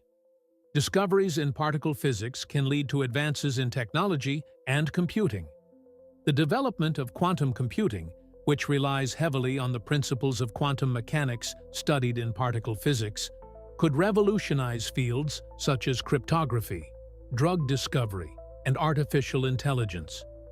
Quantum computers can solve complex problems exponentially faster than classical computers, opening up new opportunities for scientific research and innovation. While the study of particle physics offers great potential for scientific progress, it also raises a number of ethical considerations that require careful consideration. One such aspect is resource allocation. Particle physics experiments often require significant financial investment and access to advanced technology. Critics argue that these resources could be used to solve pressing social problems such as poverty, health, and education. Proponents of quantum computing, however, argue that investments in basic research can lead to unexpected technological breakthroughs and long-term social benefits.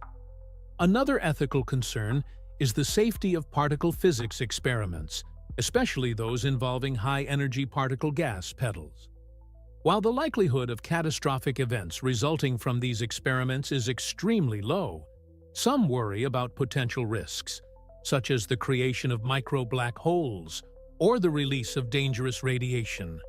Researchers and regulators must carefully assess and mitigate these risks to ensure the safety of both experimental participants and the public. There are ethical considerations associated with the dissemination of knowledge and the potential misuse of scientific discoveries.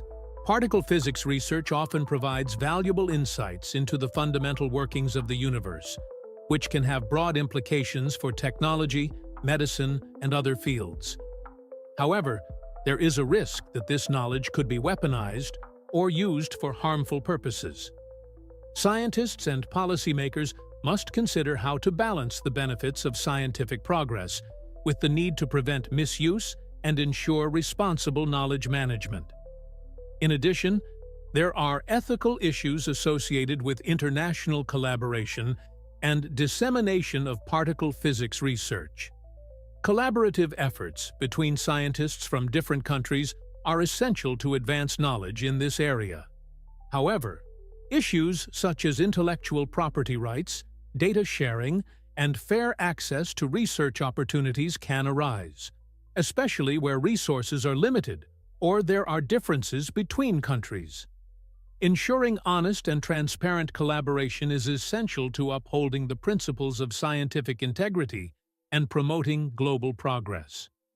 While particle physics research holds tremendous promise for scientific discovery and technological innovation, it also presents complex ethical challenges that must be addressed thoughtfully and responsibly. With these ethical considerations in mind, and with an open dialogue, scientists, policymakers, and society at large can work together to overcome the ethical challenges of particle physics research and maximize the benefits to humanity. As we conclude our journey in reflecting on the emergence of particles from seemingly nothingness, we are confronted with profound philosophical questions that go beyond empirical science. Perhaps in the cosmic symphony of creation lies a deeper truth beyond our current understanding, a truth that speaks to the interconnectedness of all things and the infinite potential embedded in the fabric of reality. Could it be that particles emerge not from the void, but from the limitless reservoir of possibilities that permeates the cosmos? Ultimately, the question of how particles form from nothing forces us to consider our place in the vastness of the universe and to embrace the wonder and mystery that surrounds us. This challenges us to expand our consciousness beyond conventional thinking and embrace the limitless possibilities underlying existence. How do you think particles came into being? How did it all begin? Share your thoughts in the comments below. Thank you for watching.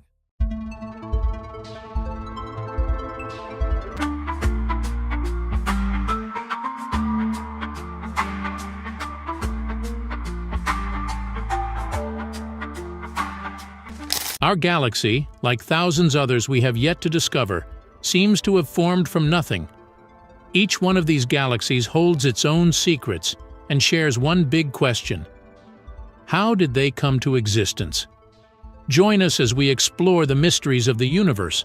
The age of the universe is estimated to be approximately 13.8 billion years, a figure derived from a range of sophisticated observational data and theoretical models.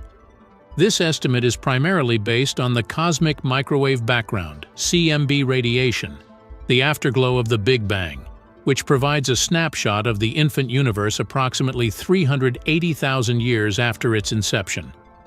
By studying the CMB and its subtle fluctuations, scientists can infer crucial parameters like the rate of expansion of the universe, known as the Hubble constant, which in turn helps pin down the universe's age.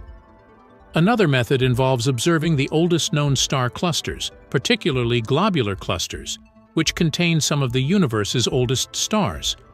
By determining the ages of these stars through techniques like stellar nucleosynthesis, essentially examining the fusion processes that power stars, astronomers can set a minimum age for the universe. Additionally, the observation of the distribution and redshift of distant galaxies, as well as the intricate dance of cosmic structures governed by general relativity, all corroborate this 13.8 billion-year timeline. Through these interwoven scientific techniques and observations, we gain a coherent and remarkably precise understanding of the universe's age, revealing a cosmos that has been evolving and expanding for nearly 14 billion years. The Big Bang theory, which posits that the universe began as a hot, dense singularity roughly 13.8 billion years ago, is underpinned by several key pieces of evidence that together create a compelling narrative of cosmic origins. One of the most significant lines of evidence comes from the observation of the cosmic microwave background, CMB radiation. Discovered in 1965 by Arno Penzias and Robert Wilson, this faint glow permeates the universe and is remarkably uniform in all directions, with tiny fluctuations that reflect the initial density variations from which galaxies eventually formed. The CMB is essentially the leftover heat from the Big Bang, now cooled to just a few degrees above absolute zero and serving as a snapshot of the universe when it was only 380,000 years old.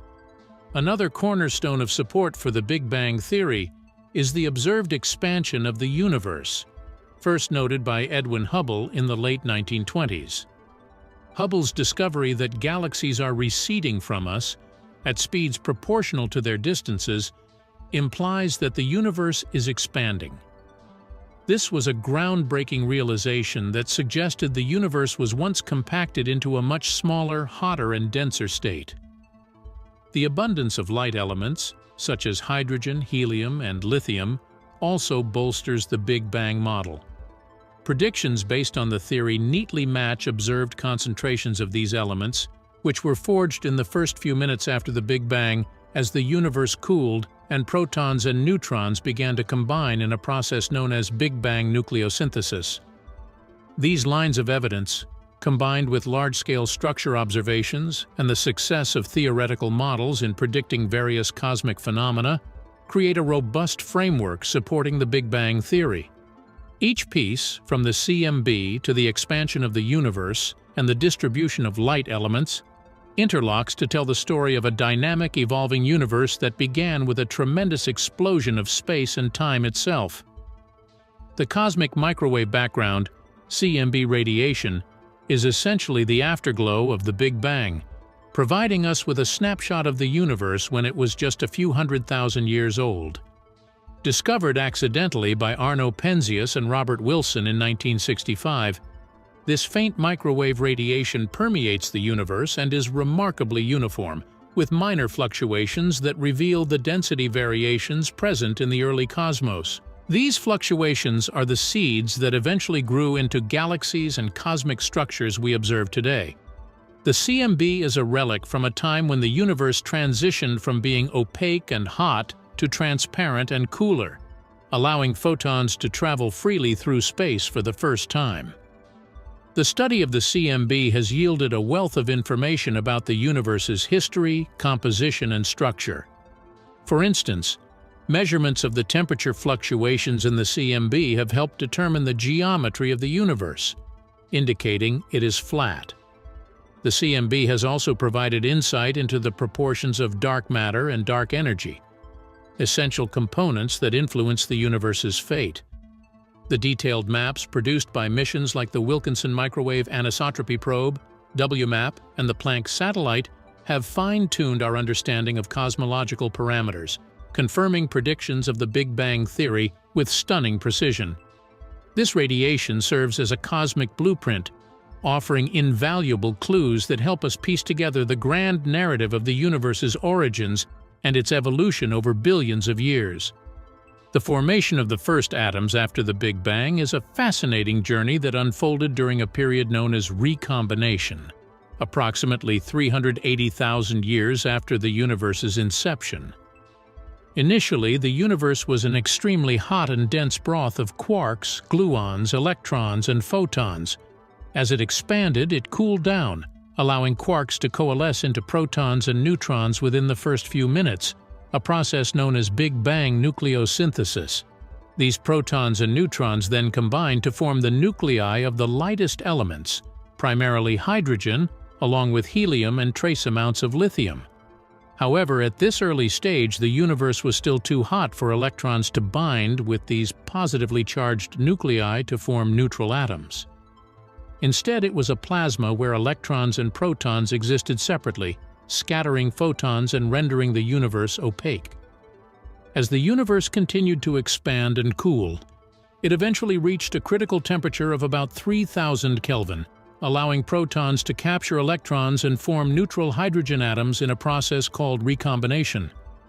This transition had a profound effect. It decoupled matter from radiation, allowing photons to travel freely through space. These free photons make up the cosmic microwave background, CMB radiation that we observe today. With the formation of neutral atoms, the universe became transparent, marking the end of the Dark Ages and setting the stage for the formation of the first stars and galaxies. This profound phase change laid the groundwork for the complex and structured universe we see today, from the vast cosmic web of galaxies to the intricacies of planetary systems. The study of this epoch not only enriches our understanding of the universe's early stages, but also provides critical insights into the fundamental forces and particles that govern the cosmos. The large-scale structures of the universe are the grand, sprawling formations that define its cosmic architecture.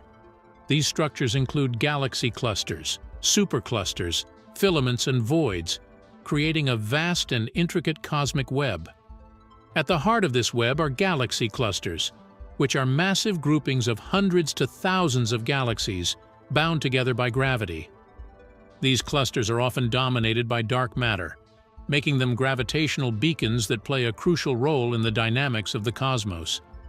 Galaxy clusters themselves are interconnected through even larger structures known as filaments.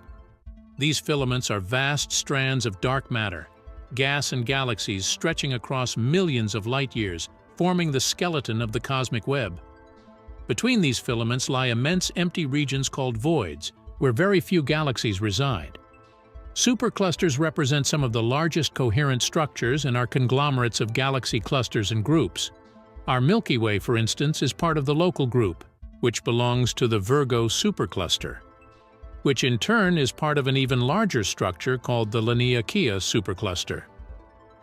The study of these large-scale structures provides essential information about the distribution and behavior of dark matter and dark energy. Observations reveal that these structures are not randomly distributed, but have evolved from tiny density fluctuations in the early universe, as evidenced by the cosmic microwave background radiation. Over billions of years, the interplay of gravitational forces caused these fluctuations to grow, resulting in the complex web observed today. This cosmic tapestry is not just a testament to the universe's vastness, but also a critical window into understanding its origins, composition, and ultimate fate. Cosmic voids, the vast empty regions punctuating the universe, form as a natural consequence of the gravitational evolution of matter in the cosmos. Initially, the universe was almost uniformly filled with matter, with slight density fluctuations present due to quantum perturbations in the early universe. Over time, these tiny fluctuations grew under the influence of gravity. Areas with slightly higher densities began to attract more matter, forming dense regions that would eventually become galaxies, clusters, and filaments. Conversely, regions with lower densities lost matter to their denser neighbors, gradually expanding and becoming more empty. As a result of this process, known as gravitational clustering, matter in the universe began to clump together, accentuating the density contrasts. Dense regions became denser, while low-density regions thinned out even further, leading to the formation of cosmic voids. These voids are not entirely empty, but contain very few galaxies compared to the surrounding filaments and clusters. The dynamics within voids are relatively quiescent, since there's less gravitational tugging from neighboring structures, allowing them to expand more freely as the universe itself expands. The study of cosmic voids is critical for understanding dark energy, the mysterious force driving the accelerated expansion of the universe. By examining the properties and behavior of voids, astronomers can gain insights into the overall geometry and expansion rate of the cosmos. Moreover, voids provide unique laboratories for studying the interplay between dark matter and baryonic matter, offering a clearer picture of the fundamental forces that shape the universe's large-scale structure. The observable universe is the portion of the entire cosmos that we can detect or observe from Earth, limited by the finite speed of light and the age of the universe. Light from the most distant objects we can see today has traveled approximately 13.8 billion years to reach us. However, due to the expansion of the universe, these objects are now much farther away than 13.8 billion light-years. In fact, calculations that account for the expanding space suggest that the radius of the observable universe is about 46 billion light-years. Astronomers measure the observable universe using a combination of techniques. One key method is the observation and analysis of the cosmic microwave background, CMB, radiation. The CMB provides a snapshot of the early universe, allowing scientists to gauge the scale and uniformity of the cosmos at that time. By studying the CMB's fluctuations and using the principles of general relativity, cosmologists can estimate the universe's size, shape, and rate of expansion. Additionally, redshift measurements of distant galaxies play a crucial role. The redshift phenomenon, where light from distant galaxies is stretched to longer, redder wavelengths due to the universe's expansion, allows astronomers to determine how far these galaxies are from us and how fast they are receding. These observations, combined with detailed models of cosmic evolution, enable astronomers to map the observable universe and understand its large-scale structure.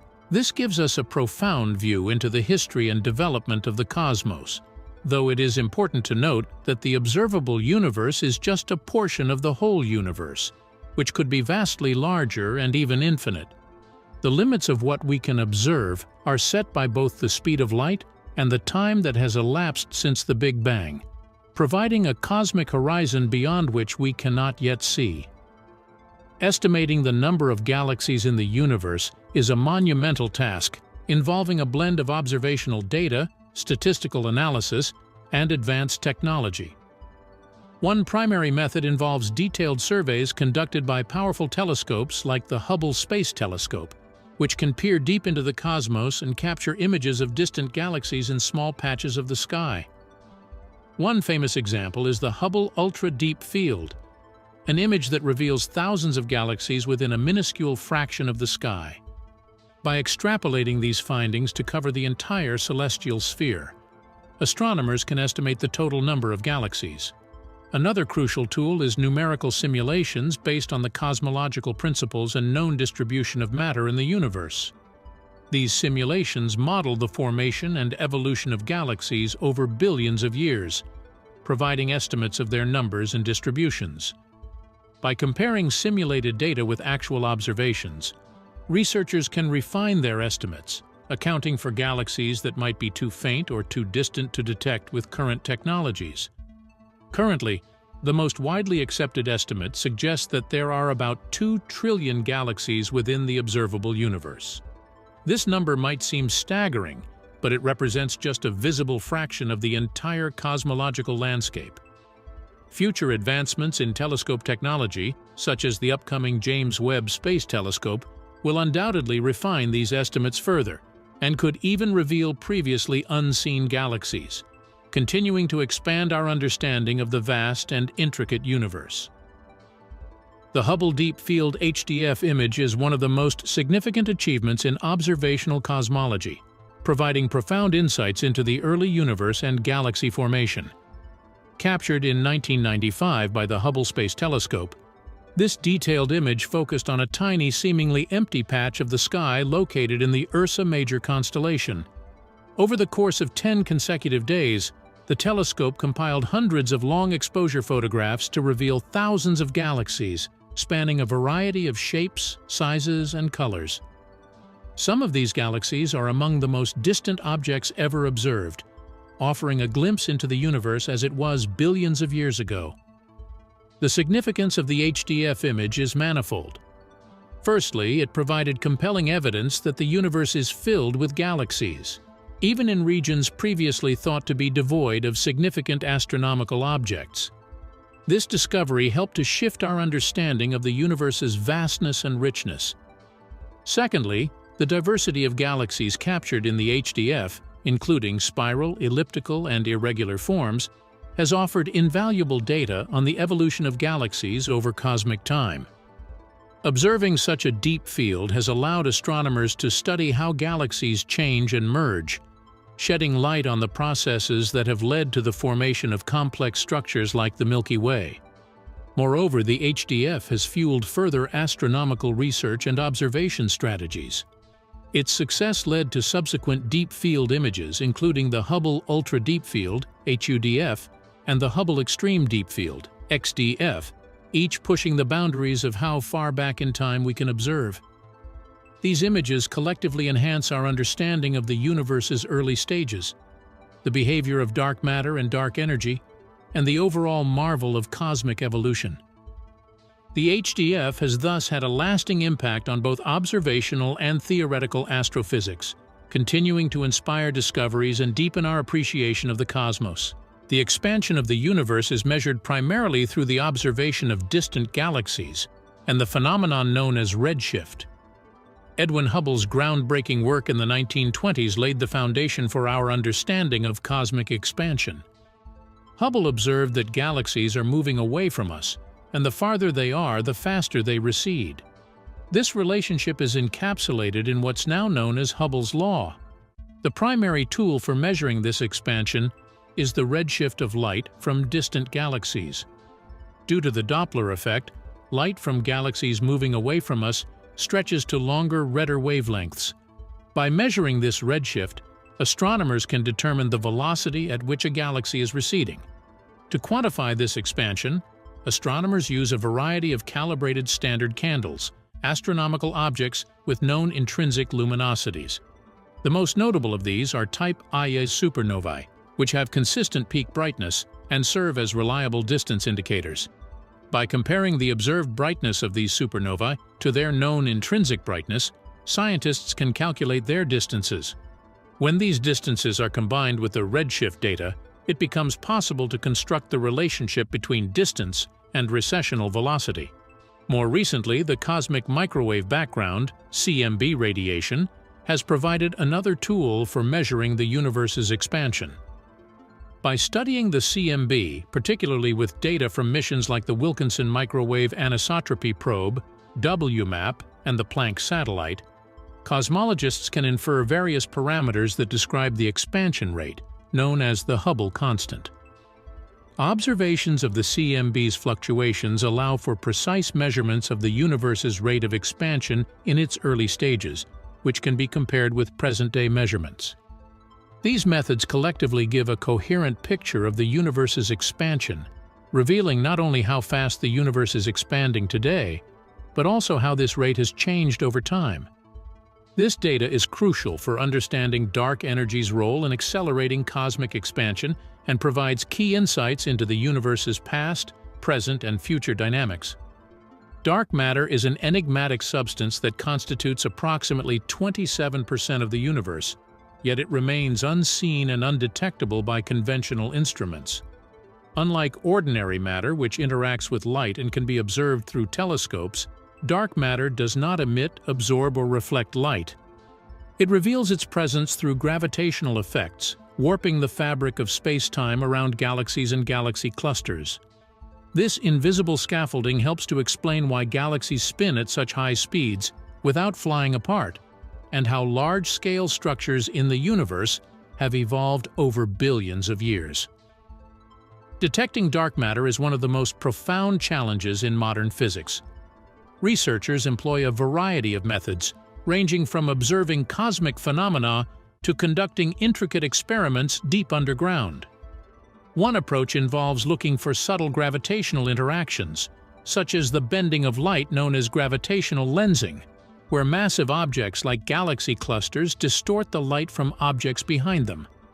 Another method involves direct detection attempts using highly sensitive detectors placed in mines or deep inside mountains to shield them from cosmic rays and other interferences. These detectors aim to observe rare interactions between dark matter particles and ordinary matter. Additionally, particle accelerators like the Large Hadron Collider search for signs of dark matter by smashing particles together at high energies, hoping to produce or detect dark matter particles. The quest to uncover the true nature of dark matter continues to be at the forefront of astrophysics and cosmology, holding the promise of unraveling some of the universe's most profound mysteries.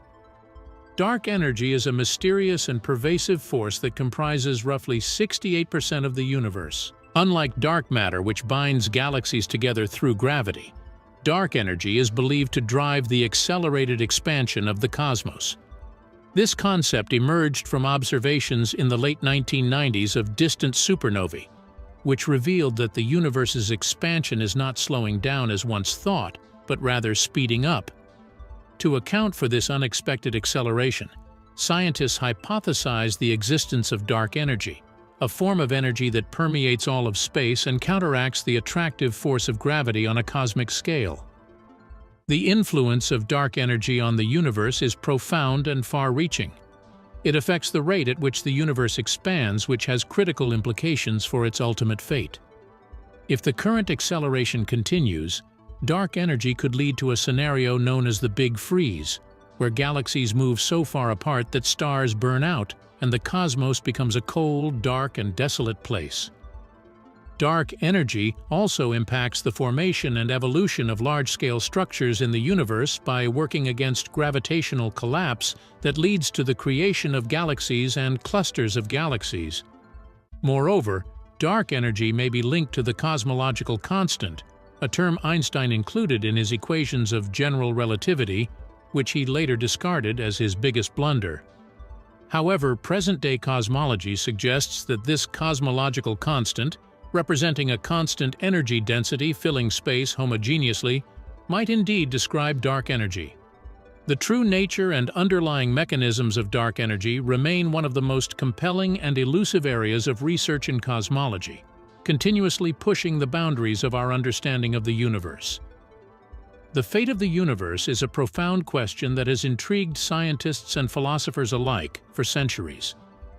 Based on current cosmological theories and observations, several scenarios could unfold, each dictated by the properties and behaviors of dark energy, dark matter, and the overall density of the universe.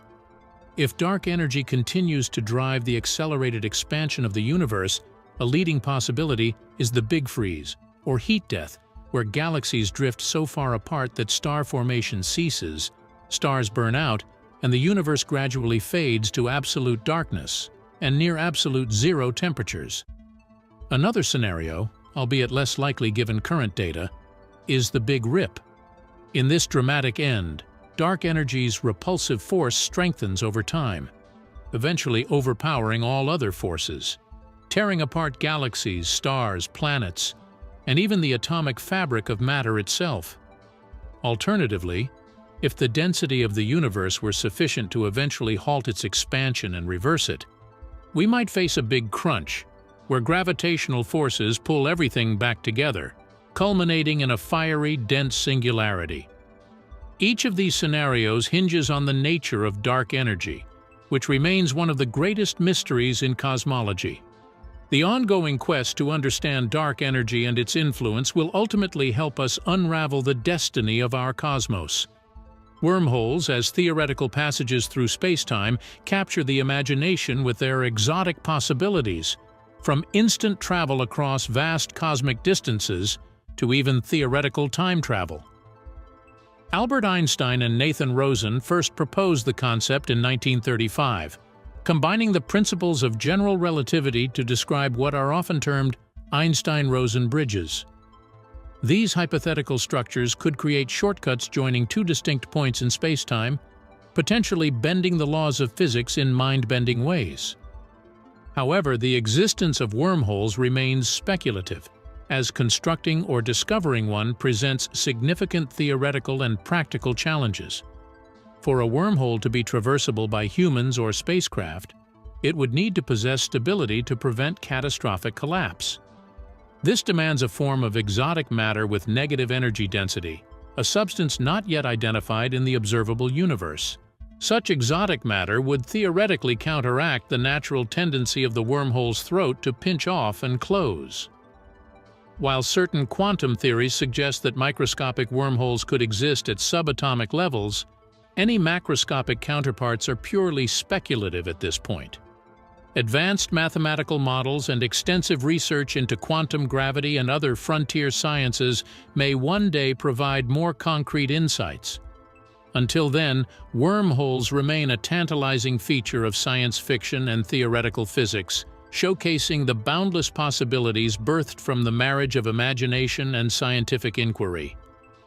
Black hole singularities represent one of the most extreme and enigmatic phenomena in the universe.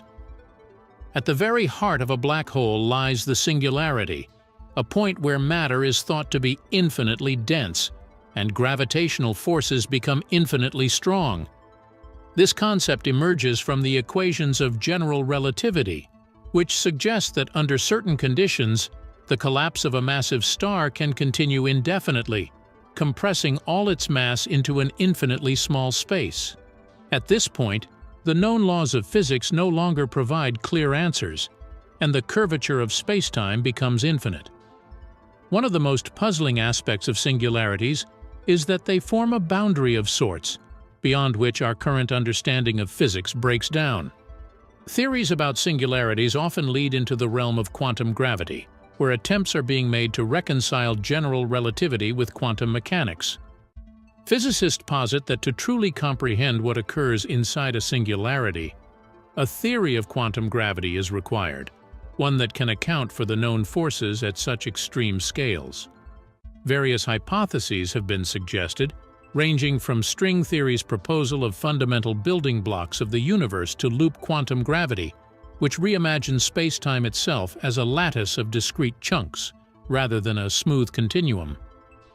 The nature of black hole singularities continues to be a tantalizing mystery, setting the stage for future breakthroughs that may ultimately reveal the true workings of our universe at its most fundamental level.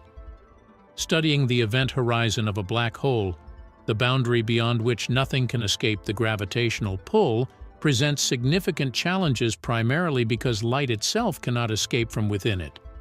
However, recent advancements in technology and methodology have allowed scientists to make remarkable progress in this area. One of the pivotal methods involves observing the behavior of matter and radiation as they approach the event horizon. For example, matter falling into a black hole forms an accretion disk, heating up and emitting intense electromagnetic radiation, particularly X-rays and gamma rays. By studying these emissions with telescopes and space observatories, scientists can infer properties about the event horizon and the black hole's immediate environment. A groundbreaking milestone in studying black holes came in April 2019, when the Event Horizon Telescope, EHT collaboration, unveiled the first-ever image of a black hole's event horizon. This was achieved by linking together a global network of radio telescopes to form an Earth-sized virtual telescope, granting unprecedented precision and resolution. By capturing and correlating the radio waves from the vicinity of the supermassive black hole in the galaxy M87, researchers were able to generate an image showing the shadow of the black hole against the glowing backdrop of hot gas and dust swirling around it. The EHT continues to observe black holes, providing crucial data that help refine theoretical models and deepen our understanding of these enigmatic cosmic objects. Such collaborative efforts exemplify the extraordinary lengths to which humanity goes to unravel the mysteries of the universe using cutting-edge technology and international cooperation. Gamma-ray bursts, GRBs, are among the most powerful and luminous events in the universe, releasing in just a few seconds the same amount of energy the Sun will emit over its entire 10 billion-year lifespan. These intense flashes of gamma radiation are primarily classified into two types: long-duration GRBs and short-duration GRBs, each with different causes. Long-duration GRBs, which last more than 2 seconds, are thought to be caused by the collapse of massive stars, a process also known as a supernova or hypernova. When a star many times the mass of the Sun exhausts its nuclear fuel, its core collapses into a black hole or neutron star, while its outer layers are expelled in a massive explosion. During this collapse, jets of highly energetic particles are ejected at nearly the speed of light, emitting gamma rays as they interact with surrounding material. Short-duration GRBs, which last less than 2 seconds, are believed to result from the merger of two compact objects, such as neutron stars or a neutron star and a black hole. These collisions produce gravitational waves, detectable by observatories like LIGO and Virgo, and also release enormous amounts of energy in the form of gamma rays. The extreme magnetic and gravitational forces during these mergers generate conditions where gamma-ray photons are expelled at exceptional speeds, resulting in the bursts observed. The remarkable power of GRBs stems from the extraordinarily energetic processes that create them. The beaming effect, where jets of radiation are focused into narrow beams rather than being emitted isotropically, amplifies their apparent luminosity, making them detectable across vast cosmic distances. Studying gamma-ray bursts, helps scientists understand the life cycles of stars, the formation of black holes and neutron stars, and the most extreme physical conditions in the universe. Ground-based and space-based observatories continue to monitor the sky for GRBs, contributing invaluable data to our understanding of these cataclysmic events. The concept of parallel universes or the multiverse is a tantalizing hypothesis proposing that our universe might be just one of many coexisting within a broader cosmic landscape. This idea emerges from several lines of theoretical physics and cosmology. One significant source is the interpretation of quantum mechanics that suggests every event splits the universe into multiple branches, each representing different possible outcomes. Known as the many worlds interpretation, this theory implies that countless parallel universes exist where every conceivable variation of events and histories unfolds. Another compelling notion stems from the theory of cosmic inflation, which posits that a rapid expansion of space-time occurred moments after the Big Bang. Some models of inflation suggest that this process could create bubble universes within a vast multiversal structure.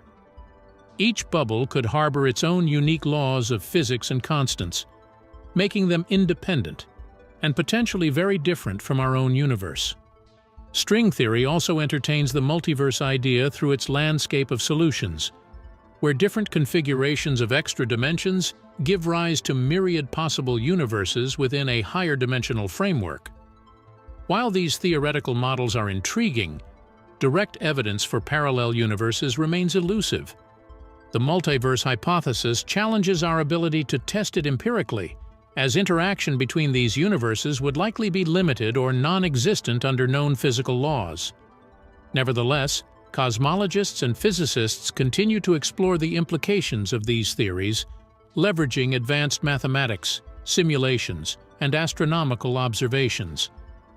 The quest to understand if parallel universes exist pushes the boundary of scientific inquiry, opening new vistas in our search to comprehend the full scope of reality. The search for extraterrestrial intelligence, SETI, represents one of humanity's most profound scientific endeavors, aimed at answering the age-old question, are we alone in the universe? SETI primarily focuses on detecting signals or signs of technology from distant civilizations. One prominent method involves scanning the sky with radio telescopes to identify unusual or structured radio signals. These signals, unlike the chaotic noise from natural celestial phenomena, would ideally exhibit characteristics of artificial origin, such as narrow bandwidths, repeating patterns, or pulses at specific frequencies. One of the flagship projects in this quest is the SETI Institute's ongoing effort, using facilities like the Allen Telescope Array in Northern California. This array comprises 42 individual radio dishes, working together to survey vast swathes of the sky. SETI researchers carefully analyze incoming data, looking for anomalies that could signify intelligent life. In addition to radio waves, scientists have also expanded their search to include optical CT, which involves detecting laser pulses or other forms of light-based communication that might be used by advanced civilizations. High-powered lasers could potentially transmit signals across interstellar distances, making them a viable medium for extraterrestrial communication. Beyond dedicated SETI projects, astronomers are also exploring exoplanets, planets orbiting stars outside our solar system.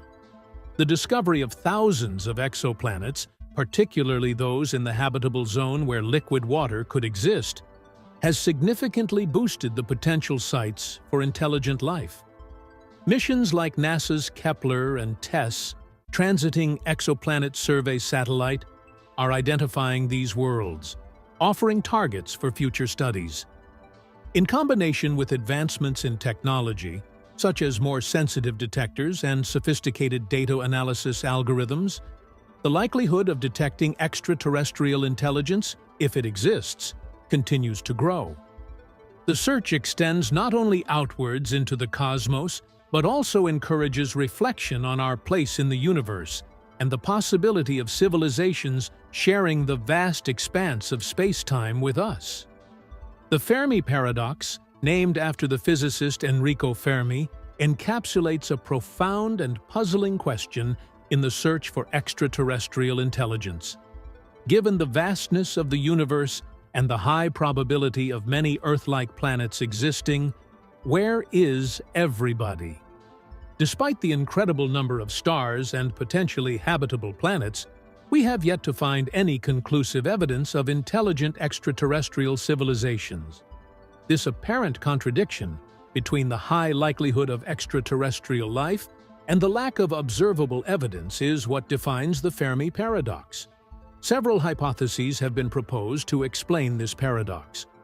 One possibility is the rare Earth hypothesis, which suggests that the conditions required for life, particularly intelligent life, are exceedingly rare and specific, making Earth an exceptional case. Alternatively, the Great Filter theory posits that there are critical and improbable stages in the evolution of life, and that most civilizations never pass through all these stages.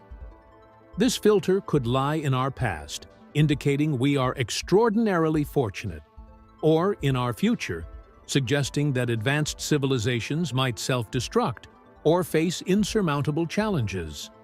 Other explanations include the idea that advanced civilizations are deliberately avoiding us or have ethical reasons for not contacting less advanced species, often termed the zoo hypothesis. Another intriguing possibility is that such civilizations communicate in ways we do not yet understand, or are beyond our current technological capabilities to detect.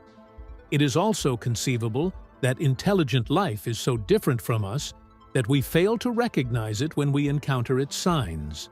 While these hypotheses range from the pragmatic to the speculative, the Fermi paradox continues to drive scientific inquiry and philosophical debate, pushing us to explore further and refine our understanding of life in the cosmos.